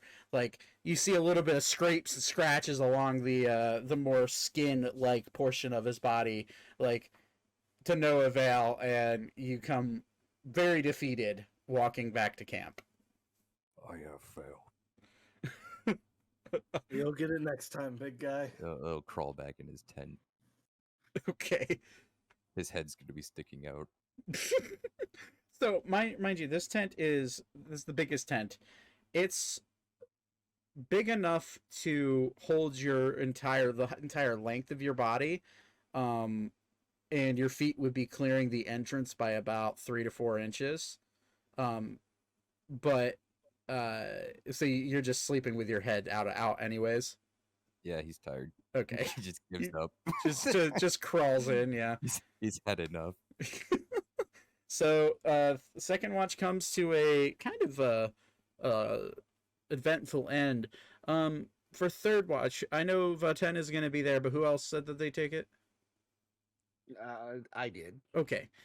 Thaddeus, as you wake up for your third watch, you do notice now, Eiko, you would be joining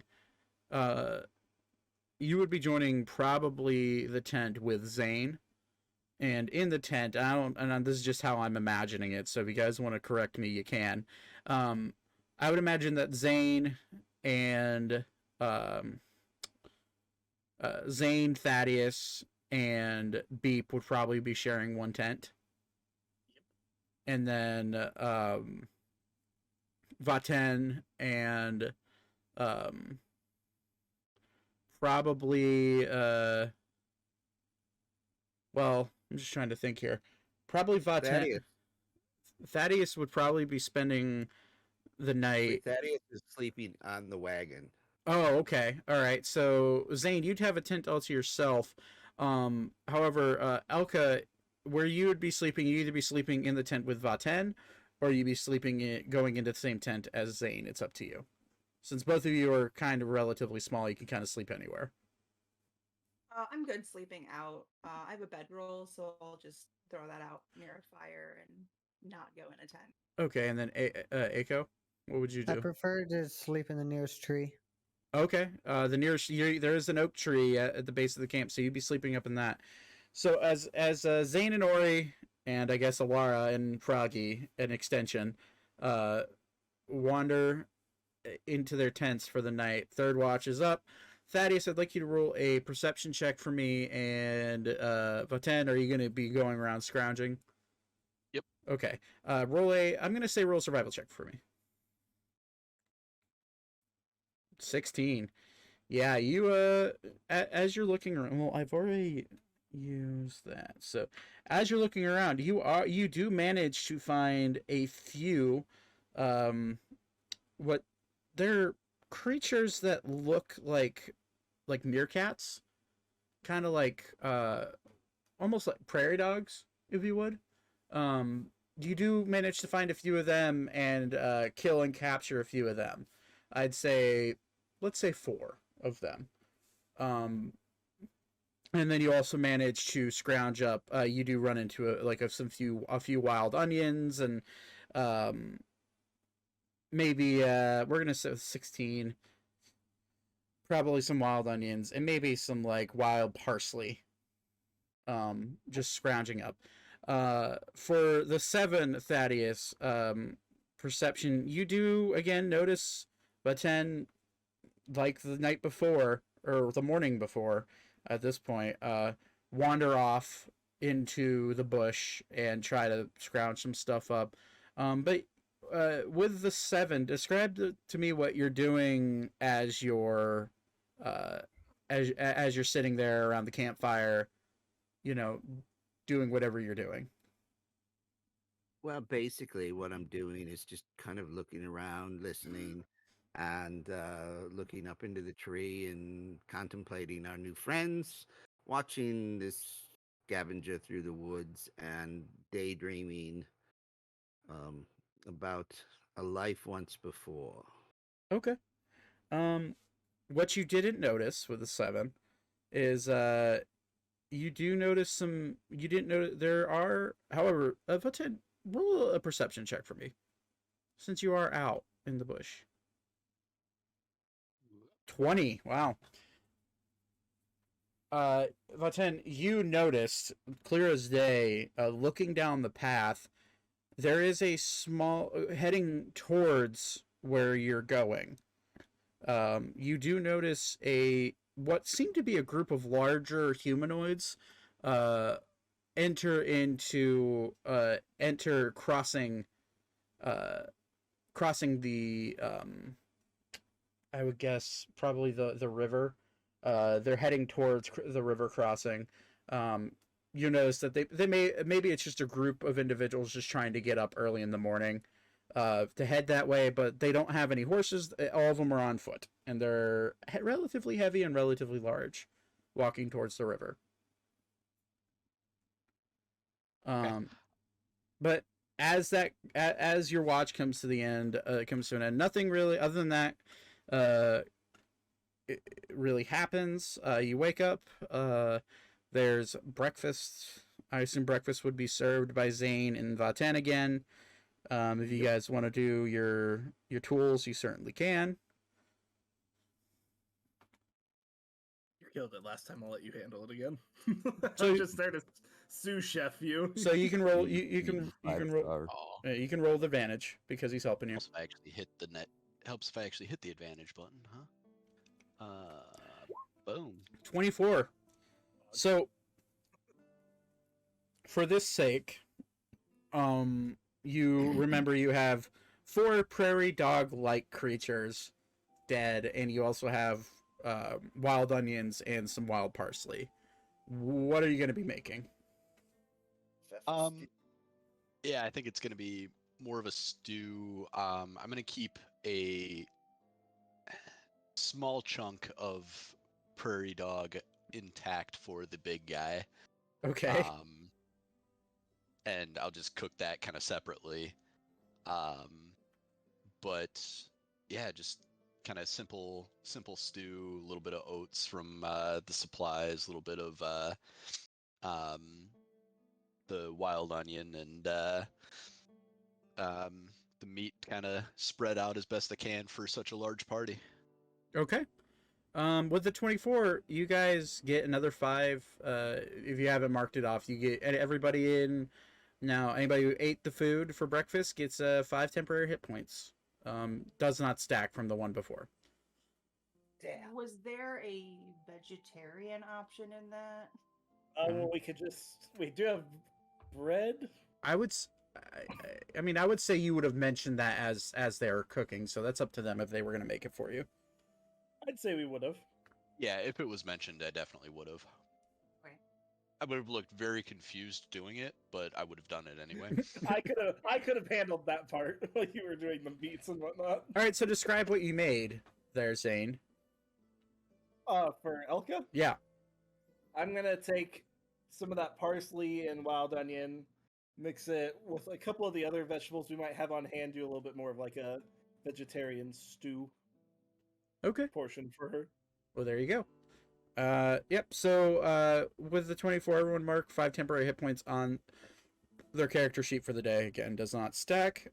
And I would say, Elka, Aiko, what would be? You guys have been on foot since you've left. What would be your preferred mode of transportation? Would you continue walking, or would you hop on the wagon? I would absolutely hop on the wagon. Okay. Literally hop. Yes. Rabbit puns. Love it. Thank you. And Aiko? Aiko would prefer to walk. Okay. So you're just walking along the carriage at a pretty slow pace. As you guys come up to the river crossing now, just for the sake of this river crossing right here, you would notice that there is no bridge. However, there is a section that it seems well traveled, where the river is shallow and you could get a wagon through it, but it would be rough to get through on foot. You'd have to wade through.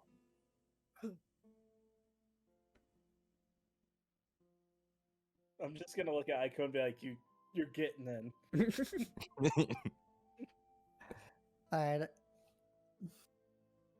So May I offer a suggestion? Sure. Put the large gentleman and his steer to the downriver side, next to the cart. That way, that will help support the cart from any water pushing against it. Sure. that's smart. Do that. It's up to Ori if he wants to do that, but yeah. If you would, sir. Yeah. Okay. Begrudgingly takes orders from an elven man. You liked when you called him sir. Oh, that's fair. No one Okay. ever called me that before. Manners, sir. Manners. I'm sorry. Canadian too. All right, let's go. Ori's just gonna end up being like the biggest marshmallow by the end of this. You know what? Just wait. All right, so you guys, for the sake of this, I'm going to say I'm gonna roll. There's gonna be a combined rolls. Alara, I need you to, since you're still steering, I assume, Yeah. roll an animal handling check, and I'm going to roll. Oh. Oh no. We're gonna see if the two. Oh, God. We're gonna see No. if the 2 strength checks of these beasts will help. It better. Okay, Votan, gotcha. Good luck, everyone else in the wagon. Right? So this is for Ori's creature. That's a 3. Now, Ori, roll an animal handling check for me just to see if, for my sake. Okay. Pray for me. No. Oh no! Oh no! Did you not one? I got one. Oh no! Oh, no. What the fuck? Well, And a 12 for the. Well, sorry. Time out. With these specifically your cow, it's a plus 12 to strength. So it's a 15, technically. But with your nat 1 animal handling, you fall off. And with the nat 1 animal handling from Alara, with the plus 10 to the strength of the creature, that's 22. So it makes it across just fine. However, Alara, make a dexterity saving throw for me, and Ori, you just fall off. Okay. Oh, 7. Ooh. So how this is gonna happen is that Zane, you're gonna be tinkering with whatever you're tinkering for the day. I'm not tinkering right now. You put it away, and you not paying attention. You feel a jolt from the cow pulling the wagon, and you see tiny little Alara go. Almost whenever, remember anybody when they're a kid riding the bus and they're sitting in the back and you like the bus driver would go down the hill and it would like launch them. This is when Alara lets go of the reins just for a second, slips out of her hand because we'll say the water got up and slipped out. As she lets go, having no connection to the wagon other than her butt and weighing so little, as the cow pulls forward and jerks forward, Alara shoots up out of her seat and goes flying backwards through the back of the wagon, like through the canvas. I toad scream. I just toad scream.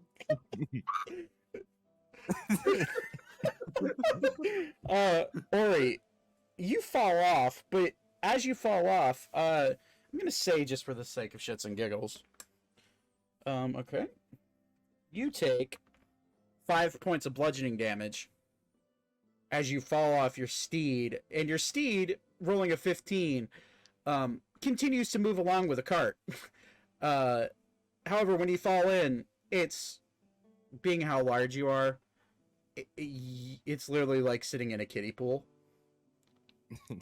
And you are able to stand up, bruised ego, and you're able to wade through the water just fine. However, Alara, as you're coming through the back of the wagon, everybody sees you coming through the back of the wagon. What seems like the mascot of the group, who also likes to steer the cart, I'm going to say, as she's come flying through, like full-blown, like, just mass exodus from the cart. Does anybody see this and anybody want to try to grab her? If we try to grab her, what is it? Is it an acrobatics? I would say it would definitely have to be an athletics check. Okay. Because it's literally like a red blur zipping past you. I'm gonna be busy getting the reins under control. Yeah, Zane, you wouldn't even been able, like, she's just gone. Can I use sleight of hand? No, it would have to be athletics in order to grab her. I'll try. I'll attempt. I'm just a baby. No. As you go to reach, you just see this blur, and you have a second sense because you hear the scream, and you go to reach and grab her, and she's just even worse. Goes flying I got a out. 16. A 16. Alara, as you go flying out the back of the cart, you land in a pool of water that is above your head. You take, because of terminal velocity. Oh God. You got 5 temp hit points. It's okay. Terminal velocity, going standard speed, but with a jerk, you take, where are my d6s? Oh Lord. Move, candle. There they are. 66 worth of damage. What the? Terminal velocity, man's a bitch. I'm only following 5e rules.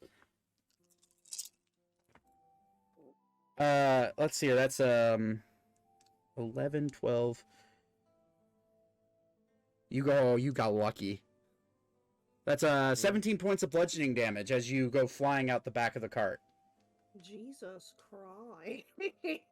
You took 12 of your actual hit points, and the temp are gone. Yeah. Your 10 hit points are gone, and you take 12, technically 12 points of total damage. Ori, you do see your little buddy come flying out the back of the cart. I don't know if you're gonna attempt to help her, but I know I'll go pick her up. I know Vaten tried to jump out.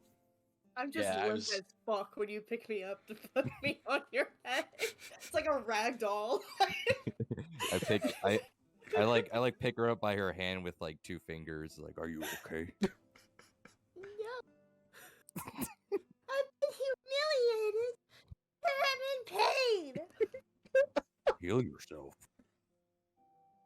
Can I heal myself? Oh, you can absolutely Yeah. use cure wounds on yourself. Yeah. Fuck yeah, I want to cure my wound. Okay. Wait, where's Froggy? Oh god, yeah, what happened to Froggy? I rolled for it. Oh. I rolled a Oh, yeah, that's right. I rolled a dex check for him, and Froggy, as he with his animal senses realized he is about to get yeeted out of existence, hopped off your head and into Zane's lap. So currently, Zane, you have a little Froggy in your lap, but you just watched a little goblin girl get yeeted and deleted almost out of the back of your moving wagon. With my 2 roll, did I notice anything? No, Oh. you just with that too, all you saw was just this red blur go right past your face. You didn't even have a chance to grab her. Okay. 13 is that you just healed all of your damage, luckily. Woo! But that could have. What is your total HP, by the way? Without the 5 we have, it's Y- just 25. Oh shit. So that- yeah, you no, But that's it was technically 30 because we still have the 5 temporary, don't we? technically 30, but if you didn't, well, you got rid of the 5 temporary with that. If Yeah. the 5 temporary absorbed 5 of the 17 points of damage, that would have brought you down to 8 HP in one go. Yeah, I I almost met God. I literally, as you failed, this is my thought process. I was like, this is only episode 2. We can't have a death yet. It would be me. I mean, the chicken almost got me in the first fucking That is session. true. That is true. A bird. Thank God you're not level 1. Anywho, so after this traumatic event, Alara, do you still want to keep steering the thing? Heck yeah, I do. All right, you with all the bravery and the brashness in the world, you hop back up on your throne of lies, Remember, she's not very intelligent. and you Upon continue. knowing what just happened, I'm gonna take the rope of climbing I made the other day, fasten it behind me to the wagon, and fasten it to her. So she doesn't go anywhere. So you're like, You're gonna be like, Lara has like a monkey backpack, like basically the equivalent of a monkey backpack. you're with giving her the- essentially a very tiny child seat. Yep, I just strapped her down to I the have front a of the wagon. child. I I've have a seen child. I seen this. I'm going to quickly draw it out on a sketch pad and start to type up a Jesus Christ. You're gonna what? What's typing? Right. He Writing. said I gotta pull out my iPad and I'm I'm gonna. gonna type. yeah, send a- My make a gentleman has application. brought a typewriter with him into the vehicle. Oh man, my Ori's earpods fell out. Not the AirPods. With the horn extension too. But those cost $200. What are dollars? Okay. Anywho, so you guys, after that kind of traumatic event, you guys hop back up in the wagon. Bruised ego for Ori, almost death for Alara. And you continue on your journey. You make it to pretty much halfway there, where we come to close to nightfall. I would like well, there's now 8 of you. Where are my D8s? I can use those now. There's one.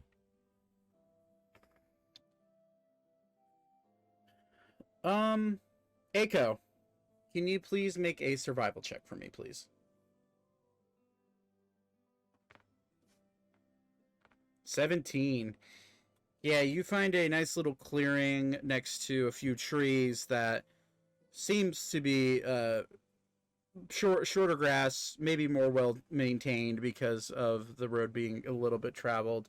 But you guys find a nice place for a nap, and we come closer to the evening as everyone's setting up for dinner. I would like. I'm gonna say, who would it be? Vaten making dinner as well. I would assume. Unless somebody like forcibly pushes him out, Vaten's gonna like just kind of automatically take over cooking duties. Okay. And I will continually help because my guy likes to cook. So okay, so everyone else is kind of just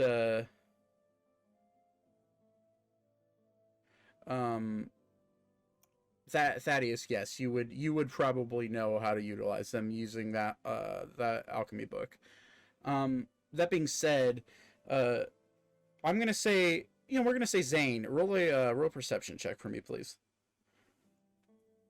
perception, huh? 10. So, as you guys are setting up camp, you get the tents up. Vaten is making dinner, and Zane is kind of around helping when he can. With the 10, Zane, you notice movement across the road from you. Can I make out what it is? With a 10, no, you just see movement. I'm just gonna throw my helmet on quick, tap Vaten, and be like, something's close. Okay. Who would be closest to the road? Actually, who would be, better question, who would be sitting on the wagon still? I'm sleeping in I'd the probably wagon, still- so Okay, I want Elka and Probably still be in the wagon. I want Thaddeus to roll a perception check for me.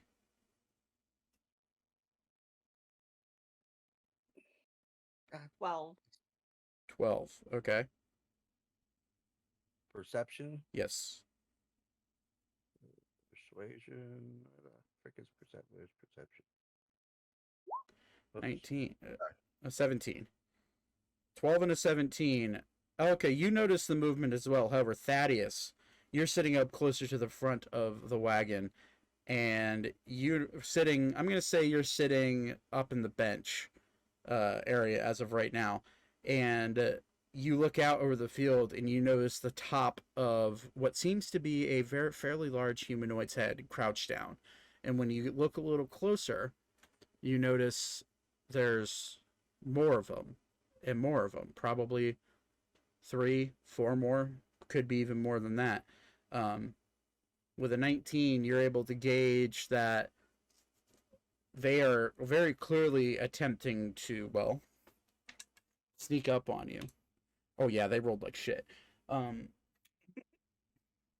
was a 2. So you're able to notice them. It's up to you. What do you want to do?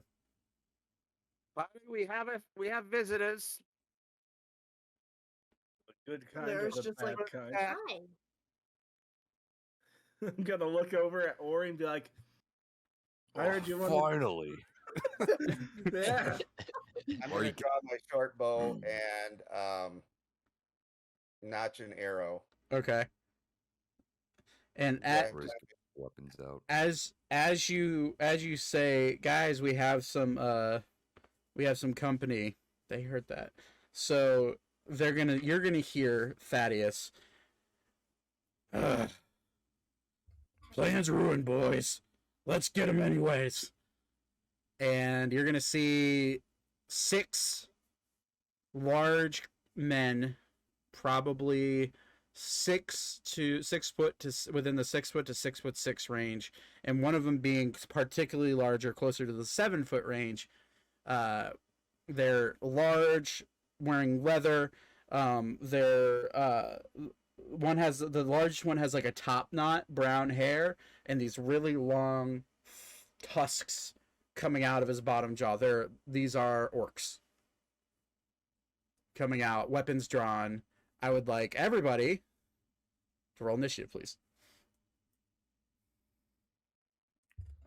I don't know. Mine's in like 0.16, but like, yeah. God. Jesus. Okay. I got a 10. Oh, I learned what the decimal points are. It's to help break ties. Yeah, It's your dexterity score to break any ties. Okay. It'd probably be about there since I heard them earlier. I need to drag my thing out. If you guys could drag your guys out onto the field, that'd be great. I'll do it if you can't. I just want to point out that Alara rolled a nat 1 in initiative. Oh my god. Yeah. That'd probably be pretty close to. I'd be like right. Yeah. So,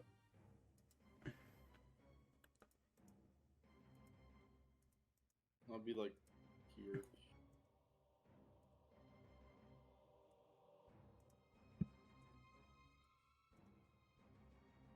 Magic missile. Or he's fucking pumped. All right.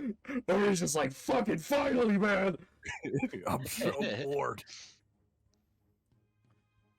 All right, so let me pull up. Where is the initiative thing in Roll20 again? In the upper left. There you go. You got it. Yeah.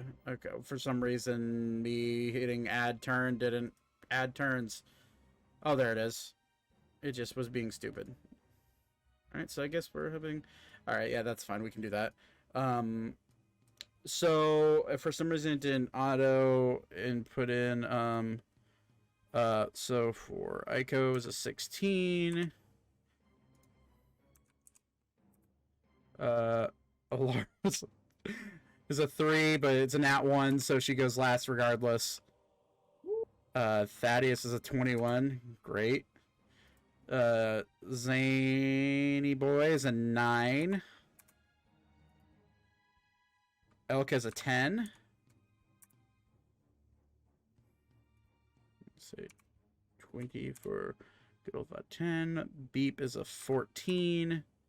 And then these boys need to roll initiative. So they have 3 separate group attacks. Okay, so it's 10 plus 2 for the first group of orcs. And then that's a 7 for the second group of orcs. And for the war chief, natural 20. Oh, jeez. Game on. So that's a 23. Which means he will be the first to die. Yep. So 23. Thaddeus goes second. Vatang goes third. And I believe it's Ori. Yeah, or Aiko. Beep. Aiko goes before Beep.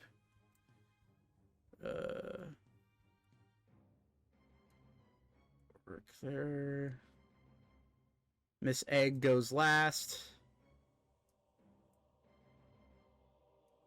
All right, there we go. All right, so let's see here. Yeah, this is fine music. So as he says, "All right, boys, let's get him." The largest one of the group is going to step out. I need to grab his character sheet. And he's going to... What's his movement? He's going to move...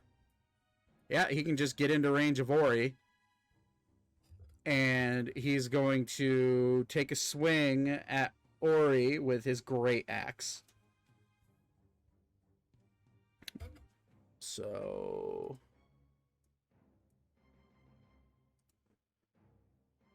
I assume a 10 does not hit. Nope.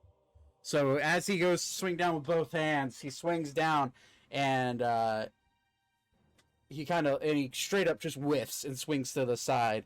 He's going to go up for another attack though with his backhanding his great axe.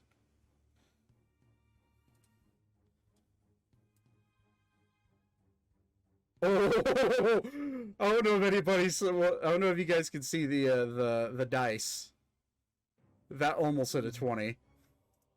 14 to hit. No.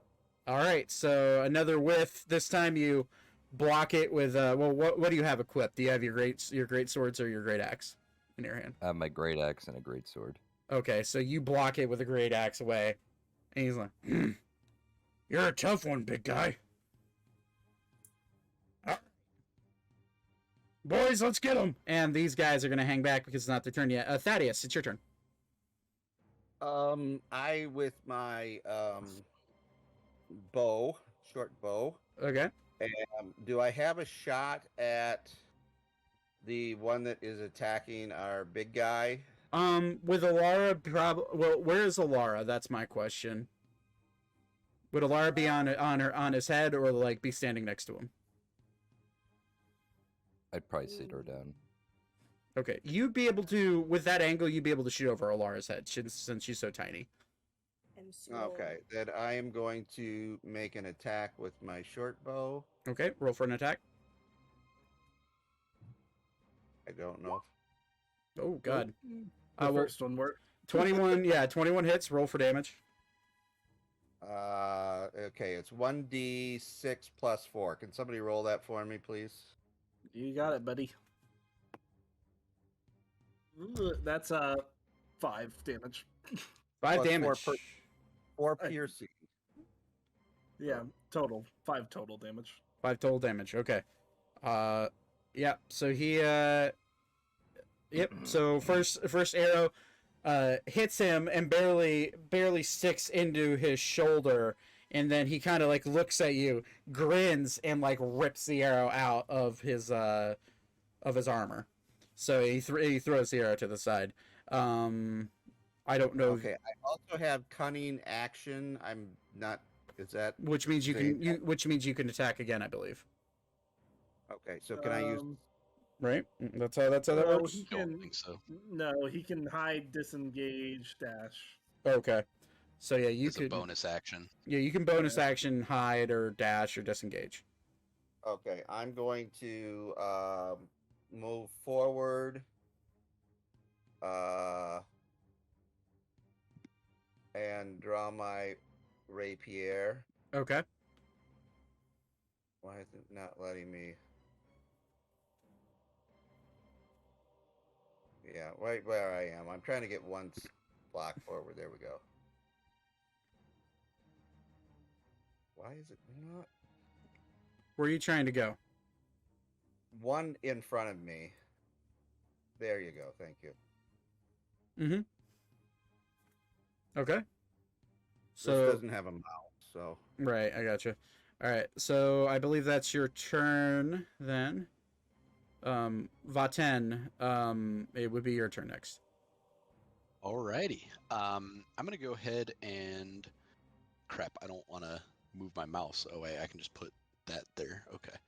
I'm gonna go ahead and take 1, 2, 3, 4, a couple steps forward. Okay. And then I'm gonna go ahead and cast Spike Growth right here. Oh, in front of the other orcs. Okay. Yeah, basically trying to make them a little scatter a little bit here. So it's a 20-foot radius. So for the sake of, it's a circle, right?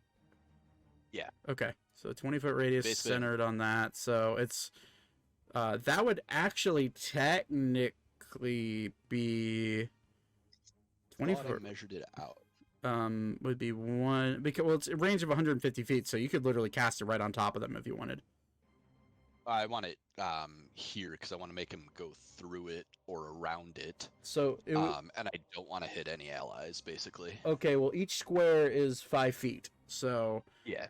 so if you're trying to put it here, which I won't use that. That means it would be 1, 2, 3, 4. So where literally be like rounds about there. 20 feet in radius, yeah. So so that'd be this guy, and okay. So I need them to make a, what is it, dexterity saving throw, or is it a wisdom? When a It creature doesn't- moves into or within the area, they just take damage for every 5 feet they travel. Okay, so if they don't and if they don't move, then they don't. Okay. Correct. And Oh, they really? also recognize, because I didn't try to hide it, basically, they recognize that it is hazardous. Okay. And yeah, I think that'll be my go. Okay. Now we have Ori.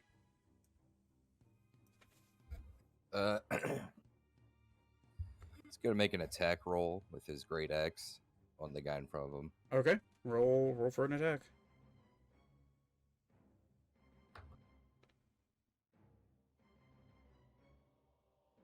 Uh, 16 plus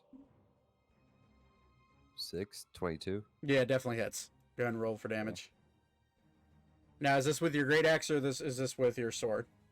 A great axe. Okay. Ooh, nice. That is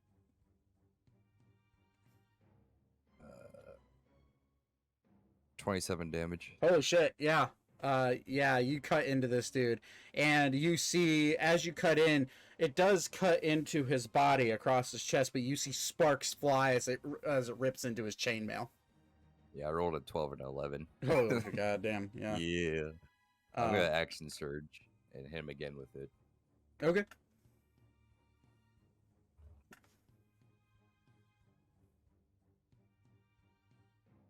Ooh, 19. 19 hits.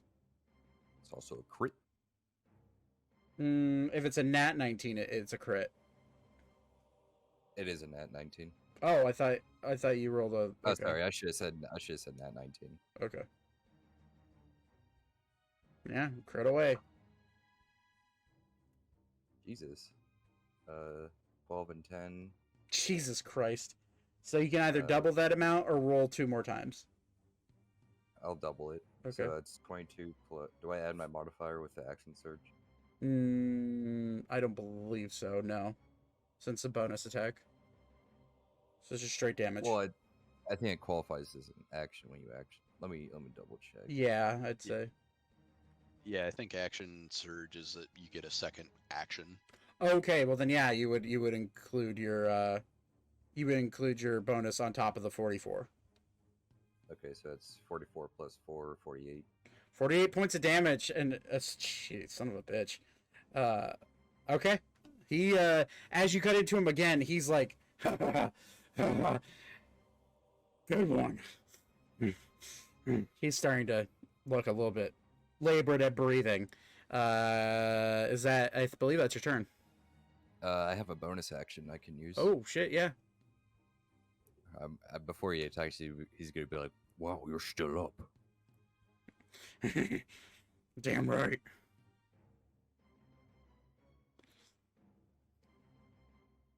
That's a 17. 17 just hits. Okay. This is gonna be with a great sword. Okay. 2d6. Dual wielding great weapons master. Jesus Christ. Why did I allow this to happen? 2 5s, 10 damage. Okay. I think it's a flat 10. No modifier. Yeah, just 10 damage. Okay, you cut into him again. He's like, he's still alive, but he's hurt. He's real hurt. And he just kind of grins at you, blood dripping down from his chest. And my turn. Okay. Aiko. It is your turn. Or Aiko, sorry. Let's see. How far am I able to move? You are a gnome, so 25. 5 squares worth, Squirtle. 5 squares Okay. worth, yeah. I think since I'm a ranger, I'm gonna stay up in the tree, and I'm gonna use my bow and shoot some arrows at the orc in front of Ori. Okay. Go ahead and roll an attack. So that would be your roll d20 plus your dexterity modifier.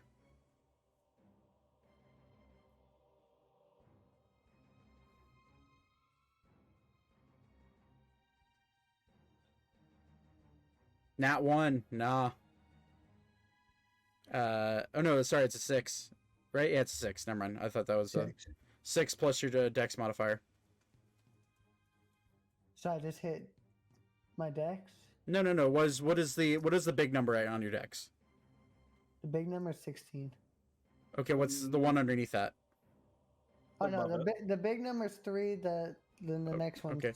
9 misses. So you fling an arrow and it flies over the orc's head and lands harmlessly on the other side of him. Oh crap. So I believe that is your turn. Yep. Beep. It is now your turn. I am going to move up to here. Okay. And then I am going to use Dissonant Whispers on the orc. Dissonant Whispers, okay. Is that a wisdom saving throw? Let me check. Here. It is Or is it a wisdom saving throw. Yeah. wisdom saving throw? Okay. What is his wisdom? Okay, just flat.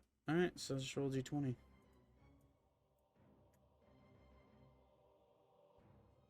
Oh.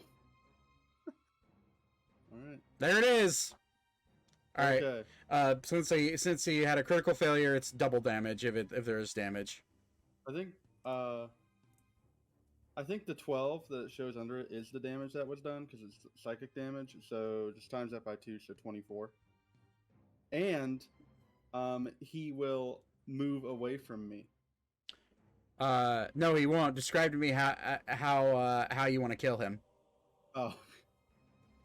In his mind, he hears a cluttering, like a locust swarm, coming closer and closer. Just beep, beep, beep, beep, beep, beep, beep, beep, beep, beep, beep, just constant coming in. That's awesome. And it's just like it starts like a beep, beep, beep, beep, beep, beep, beep, beep, beep, beep, beep, beep, beep, beep, beep, beep, beep, beep, and it's just instant. Plops down on the floor, dead. And everyone around can hear a very soft beep exit from his ears. Okay, as if Ori, Alara, and Thaddeus, and I guess Vaten would see this as well, as if a thread snapped in his brain, you just watch the orc that you've cut in half just go like, what? And then fall dead in front of your eyes. I did it. And he is now dead. So, took care of him fairly fast. Okay. So is that your turn? Beep. Yeah. Okay. So, now it's this guy's turn and this guy's turn. It's 2, is it 2d8 or 2d4? 2d4s if they're moving through it. The 2d4s per space if they're moving through it. What if he's moving away from it? If he's moving away from it, I would rule that he's out of it right now. Okay. All right. Yeah, I'll use your judgment on that one. Would the other orcs be intimidated by the fact that their chieftain just died?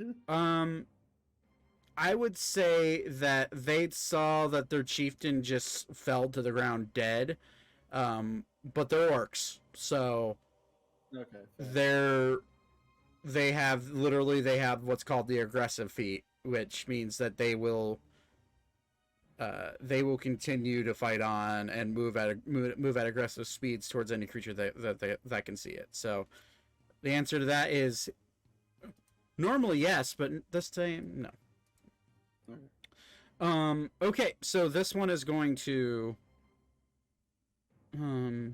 as a bonus action, the orc can move up to its speed toward a hostile creature that it can see. Okay, so it's going to step out of that, seeing it. It's going to, so it's double. It's okay. I didn't realize that. 1, 2, 3, 4, 5, 6. This one's gonna run up to Thaddeus. This one's going to 1, 2, 3, 4, 5, 6, 7, 8. Run up to Ori, standing above his dead chieftain, and try. Both of them are gonna make attacks on you. For the one on Thaddeus, this one's going to swing at it with his great axe. Nat 20. God. So that's okay. So that is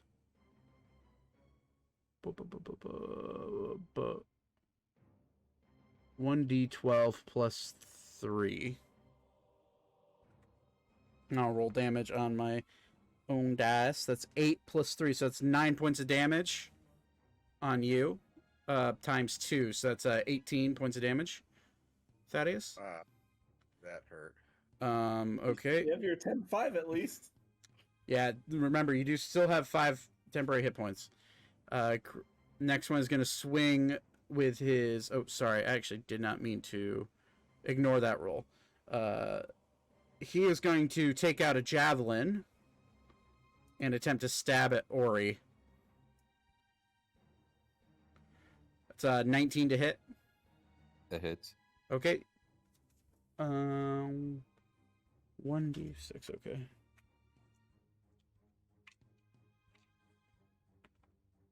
That's 4 plus. That's 7 points of damage on Ori. Okay. And then they're going to. That is their turn. So Elka, it's now your turn. Right. Basically, when she saw that one orc die, the chieftain, she's gonna pull out her rapiers and be like, "Save some for me," and hop out of the carriage. Okay. 3. I'm gonna go right here and attack this guy with both of my rapiers. Okay. Roll for an attack.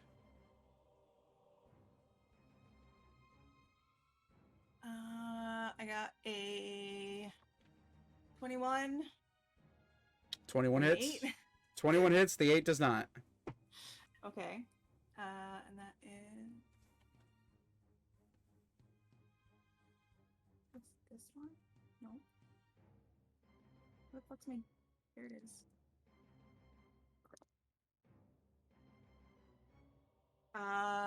8 damage. 8 damage. You stab into him, and it staggers him just a little bit, but he just kind of looks at you and like I'd already really cutting hard into Thaddeus. He like looks at you and just kind of like nods in approval. That's cool. Is that your turn? I think so. Yes. Okay. Zane, it is finally your turn, my friend. Finally. I'm going to YOLO up right between the midst of these two. And I'm going to swing at that one with my Thunder Gauntlets.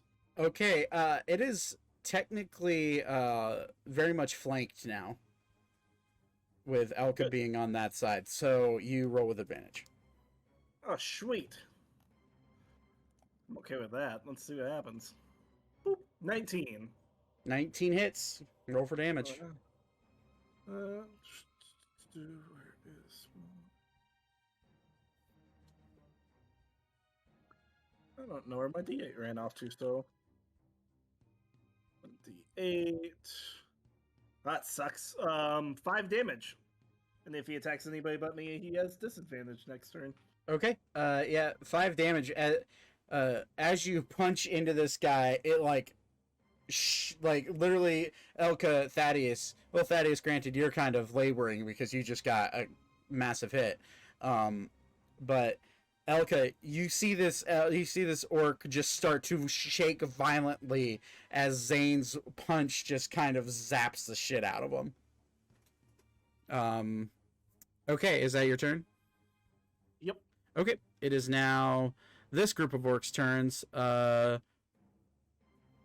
I'd say Vaten, go and roll 2d4 for this one. And roll 2d4 for this one. Alrighty. 4 and 6. Okay, cool. Alright, so this one, seeing its friends rush up, seeing that its captain died, this one right here is actually going to attempt to run away. I rolled a... So, just so you guys are aware, I rolled a d20 for all of these guys to see whether or not they're frightened. This guy, the only way they could run away is if they rolled a 5 or lower. This guy rolled a 2. These guys rolled above it. And the guys that are clear, the ones that are attacking. So this guy, he's like, fuck this shit. Just getting cut into by your spell is going to flee. And he's going to run away. And he is gone. And these guys, seeing their friend run away, are going to be like, what the fuck? And this one, so that one took 4 points. Okay, just so I know. He's going to... So if they saw it being cast and they're in the range of it, they know where it is?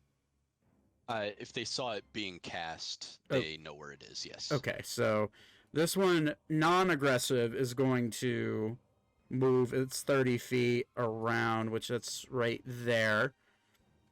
And this one, non-aggressive, because it's trying to it knows where it is, but he's trying to still avoid it.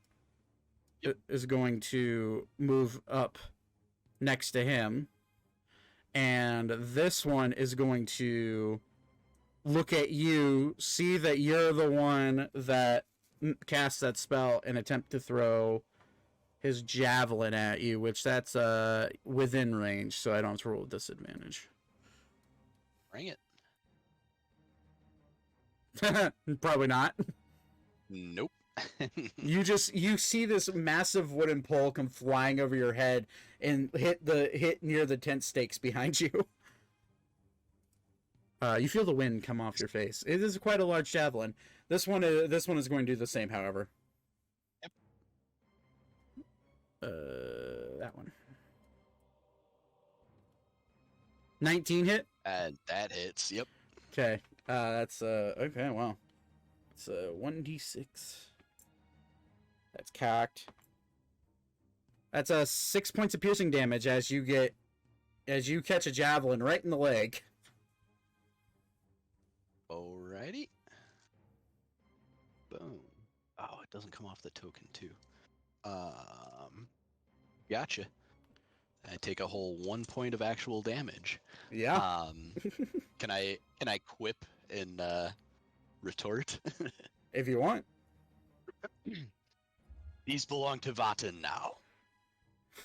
They kind of laugh at you. Because all they hear you say, these belong to Vaten now, and they're like, yeah, I just threw that in your fucking leg, buddy. But okay, that's their turn. Alara, would you like to go? Yeah. I want to climb up on top of Ori's head and take my club and bonk that fellow right in the forehead. Okay, go ahead. I would say, yeah, you know, you're. Can I keep it? Will it work? Yeah. Yeah. Hell yeah. 19. Yeah. Oh yeah. Bonk. You get bonked. bonk him real good. Go ahead and roll for damage. No, Oh, wait, that's shit. Wait, yeah. I'm gonna have to do it here. Hold on. 1d4 plus 2. Second. Yeah. 6 points of damage. Nice. So the visual of this, you crawl up Ori like a spider monkey, club in hand, jump up, and then just as hard as you can swing down onto the top of the head of this this orc. It's like Donnie from the Wild Thornberries. Yeah, and he looks up at you very confused and also slightly dazed because he just got bonked on the head. If I believe that's your turn. Yeah. So top of the order, Thaddeus. Thaddeus is going to attack this guy in front of him with his rapier. And 20 definitely hits. 1d8 plus 4. If somebody could roll for me. Mm-hmm. I got you, Todd. It's 7 points of damage. 7 points of damage. As you stab into that one, its body falls limp to the ground, dead. So that one's dead. And I am going to disengage. Well, you don't have to now. The guy next to you is dead. Yep. You can just you still have movement, like you're Well, I'm hurt. right. So you can back up, like you can back up without any issue. Okay. So, all right. I believe if that's your turn, then it's Vaten's turn again. Okay, I'm gonna go ahead and drop concentration on the spike growth. Okay. And then I'm gonna do one of two things. You see, heck with it. You see the spike growth slowly dissipate from the field. And I'm gonna go ahead and chuck an ice knife at the front one here. All right, roll for an attack. It's within 30 feet, so you don't have to roll with disadvantage. 8. That's a spell attack. Oh, it's spell attack, right? My bad. 18. Yeah, 18 definitely hits. Alrighty, and then I think they need a 14, a DC 14 dexterity save, I believe. Oh, okay, gotcha. For both of them. Oh, so both of them. All right. Let's see here. Do they? They don't have saves, do they? Oh, they do. It's +1. Okay. So there's first one. That's a 18 for the first one. So he makes it. He doesn't take any cold damage. Okay, and second one, that is a 11, so he does take cold damage. He does. So that's so the first. Okay, good. Yeah. So this guy takes 4 piercing, and this guy takes 8 cold. Okay, cool. Good to know. Assuming that's the one that failed the DC. Yeah, this one failed. This one succeeded. So. Yep. So that is exactly how it goes. Okay, cool. All right. Nice. So. And then I'm just gonna take one step over here to kind of put a little bit of buffer space, because I have a feeling that I'm going to be bear the brunt of this next charge here. Okay. Cool. So, that is your turn, Ori. I'm take a swing with my great axe at this guy. Roll for an attack. Is this flanking or should I stand here? Technically not flanking. If you want to stand there, yeah, you could totally get to where Zane is on the other side of him. So you'd be able to roll from here. Roll with advantage, yeah. Ooh, nat 19. That's a crit. I love champions. Dude, it's so stupid. I'm so sorry. Gotta roll.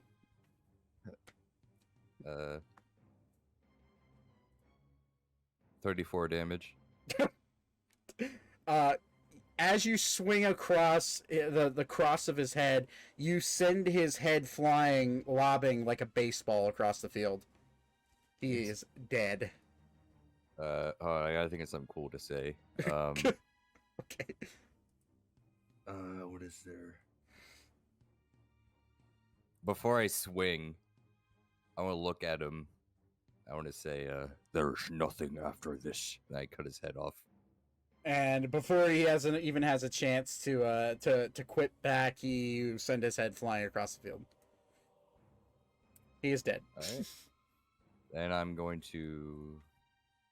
So 5, 10. I'm gonna stand right here, and I'm gonna attack. Oh my god, that's right. You have a 10 foot. I forgot about that. Well, I have 15 feet. 15 feet Wait, of reach, yeah. Would this be fine here, or would I have to be here? You would have to be right there, yeah, because he's 15 feet away, right there. Man, I'm gonna hit him with my gray sword. That's so stupid, but it makes so much sense. I hate it. 18. 18 hits. I rolled 18. Yeah. Then 2d6. That is 8 points of damage. He is still shockingly alive as you cut into him with your giant fucking sword from that far away. He looks very bewildered by the fact that you're able to cut him from that far. Him thinking that he's safe. He sees you rushing up and he kind of smiles. He's like, "Ha, this is fine." And yeah, no, you cut across. It's like a dog on fire. It's like the dog with the dog in the house on fire. Yeah, like it is fine. But he's still alive. 15-foot reach that's... bullshit. I'm sorry. I'm done. That's my turn. Okay. Aiko, I have to get used to it. What would you like to do? I think I'm gonna do the same thing and use my bow and attack the one on the right. Just so you know, how you mark is you hold left click on where you want to go. Okay, there. When you have the select tool selected in the upper left. Yeah. Gotcha. Okay. So yeah, I'm gonna use my bow and attack this guy. Roll for an attack. 2, 3, 4, 5. Oh yeah, you got sharpshooter anyways, so. Yeah.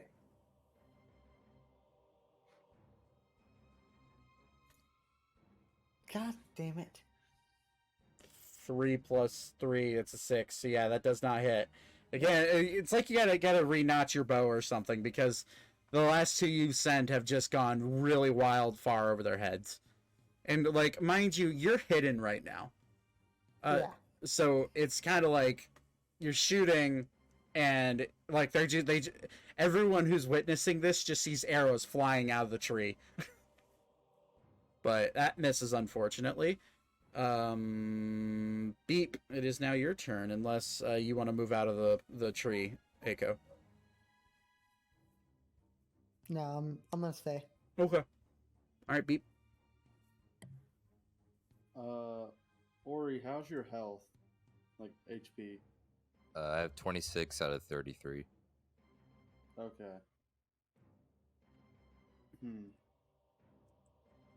I am going to move up to here. And I'm going to perform Dissonant Whispers on the front orc. Okay. It's a 14 wisdom save, yeah? Yeah. Natural 20. Well, then... Hold on. One moment. Does he take half damage, or does he take no damage with Dissonant Whispers? Takes half damage and does not have to move away. Okay, go ahead and roll. So you'll take 6. 6 points of damage. Okay. Similar with the chieftain,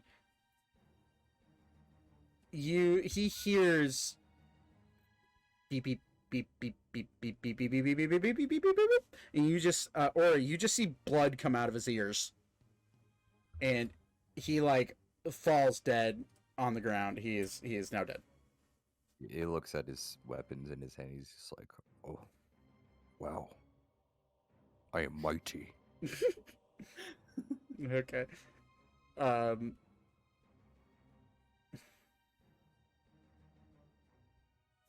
Alrighty. Is that your turn, Beep? Yeah. All right, Elka, it's your turn.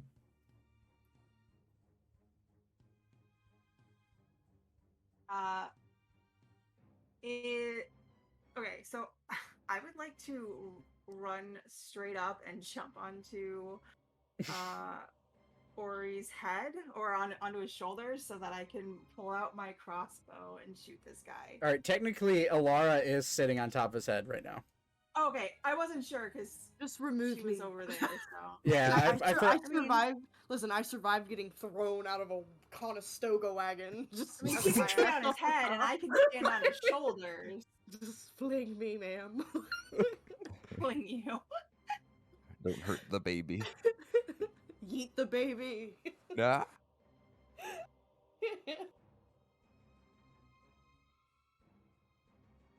Can I do that?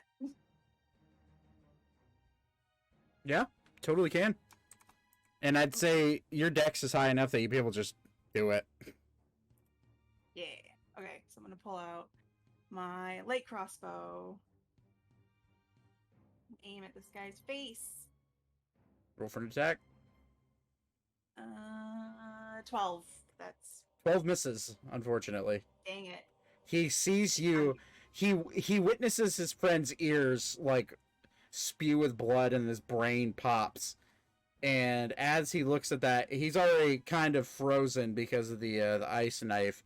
But he does notice you hopping up onto the massive behemoth of a man and shooting at him. He's just able to kind of duck out of the way. Okay. I would like to use my action surge Go for it. to then jump off of Ori, which would give me my 30 feet movement speed, but then use my rabbit hop Okay. to jump the next 10 and stab him with my rapiers. Go for it.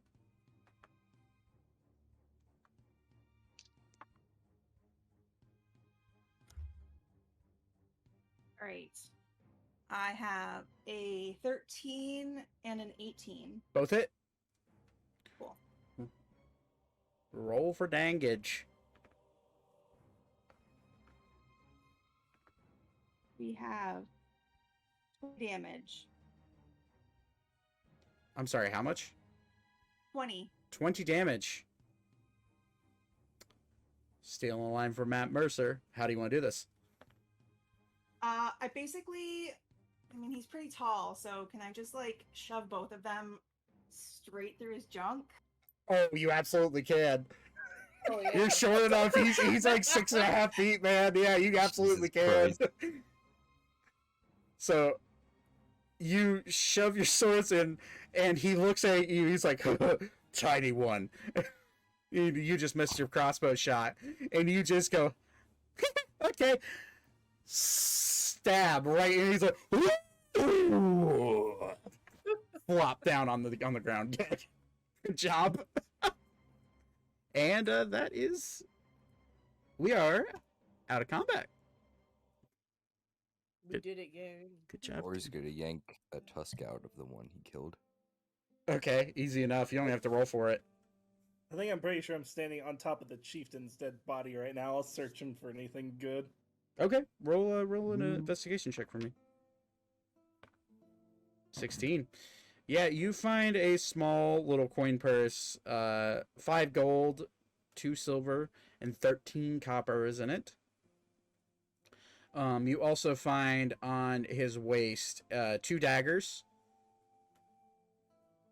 And he does have a javelin on his back, and he has a great axe in his hand. Do you have anything like little rocks or anything? No. He has the 2 daggers, javelin on his back, and great axe, and then the coin purse. I'll take the coins. We'll leave the rest. To be scavenged probably by Ori. Souvenirs. I'll search the guy I killed, I guess. Okay, yeah. Roll Runs about, yeah. Roll investigation. Well, are you searching the chieftain, or are you searching the other guy? Other guy. Okay, roll investigation. 17. 17. You too find a small coin purse, except this one is significantly more empty. Yeah, this only has about 3 copper in it. He's broke. He is broke. Most of these guys are broke, yes. I'm going to say... Go ahead, Todd. Is the one who I like killed with my rapier? Is that body still accessible, or is somebody else looting it? No, it's still accessible. I'm gonna say for accessibility, for easement's sake, and the fact of what time it is. I'm gonna say after doing some digging around, and you guys find on the other 3 orcs, 3 gold, 15 silver, and 25 copper. And you can either keep as a community chest, or if you want to split that up somehow, you certainly can. The bodies are there, each one, except for the 2 that threw the javelins. Each one does have a javelin on its back and a great axe. Just a standard great axe. Most of them rusted. Votten goes over to Ori and has a quick, quiet, whispered conversation. I just whispered him in the Roll20 chat, so. Okay. Since Aiko has history with orcs, can he look at all the orcs to see if one of them is the one that attacked his village? Roll a history check for me.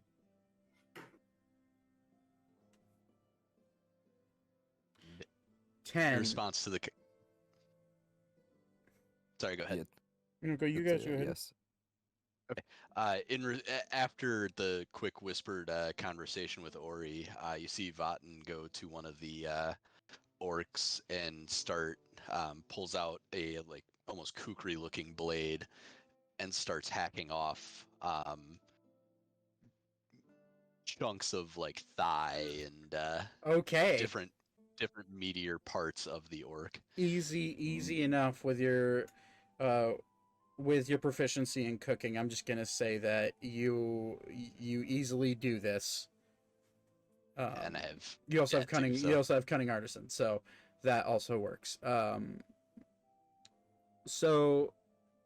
But with the 10 history, Aiko, you recognize the only one you recognize is the chieftain. The only reason you recognize him is because of the top knot on his head. The orcs that attacked your village long ago,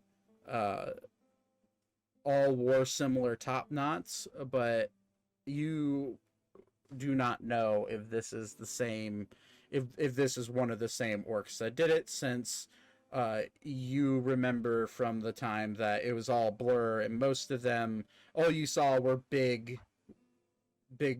men crashing into your village, so you didn't really have a whole lot of time to get a good look at them, but you do recognize the top knot on his head. Okay. So, Can I do an investigation check really fast to find a pair of rocks? yeah. And I don't think you need to do an investigation check. You look around, and on the path there are some small little rocks. That's all I needed. I'm gonna take 2. Okay. Yeah, I guess. Mainly because I can change them into sending stones. Oh, yeah, sure. Why not? I am going to like kind of say to the group that I'm not really feeling well. I'm going to lay down on the bench seat. Yeah, you see, Probably for the best. as you look at him, you see cut into his chest this giant gash with blood slowly starting to drip out. Like you're pretty fucked. But okay, well, if does anybody else want to do anything? I'll walk over and heal. Thaddeus. Okay. What do those weigh, Zach? What now? What do sending stones weigh? Ooh, I do not know. Good question. Let me check. Was this morning? I can't remember. I'm sorry. This evening. You guys are. This is right before you guys are about to settle down, so it's starting to get dark as we speak. Now, y'all were cooking food before they approached. Is that food still available? We didn't get started on it. Oh, okay.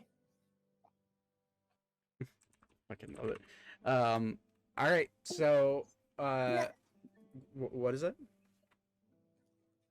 Now, since we only really met Ori, Zane, and Alara, can we like introduce everyone else so that we can know who they are? Yes. Really- I'd say we Oh. traveled most of a day together. Um, I feel like yeah. it would've happened. yes, but for the sake of for the sake of my sanity, how about you guys both like, even though we've already been traveling for a day, why don't you both describe your characters real fast? Elka, you can go first. So Elka is a 3'5" dark gray bunny with black hair. She has big floppy ears and very striking blue eyes. She's wearing chainmail. She has 2 rapiers. One looks a little more old, but they're both very in good condition. She doesn't really talk that much about herself, other than recent exploits that she's done. Okay. And Eiko? Aiko is a 3-foot, 30-year-old gnome with brown hair and hazeled eyes. He carries a longbow around with him because he's a ranger, and he has a little sidekick named Aragon, which is a hatchling blue dragon. Which I'm going to say, for the sake of all of this, Aragon has been, because I honestly completely forgot about the little guy for this fight. I'm going to say Aragon's been kind of just chilling out in the tree where you were at. Yeah, he's too little to fight right now. Yeah, so, and he has a friend. and he's been, and I'm going to say, for the sake of the story, he's been relatively trying to stay hidden because he's a little baby. But to answer your question, sending stones are £1 each. Same. I'm gonna replicate sending stones using the stones I picked up. All right, that is fine. And as we come to evening, coming into this next night, that is where we're going to end it tonight.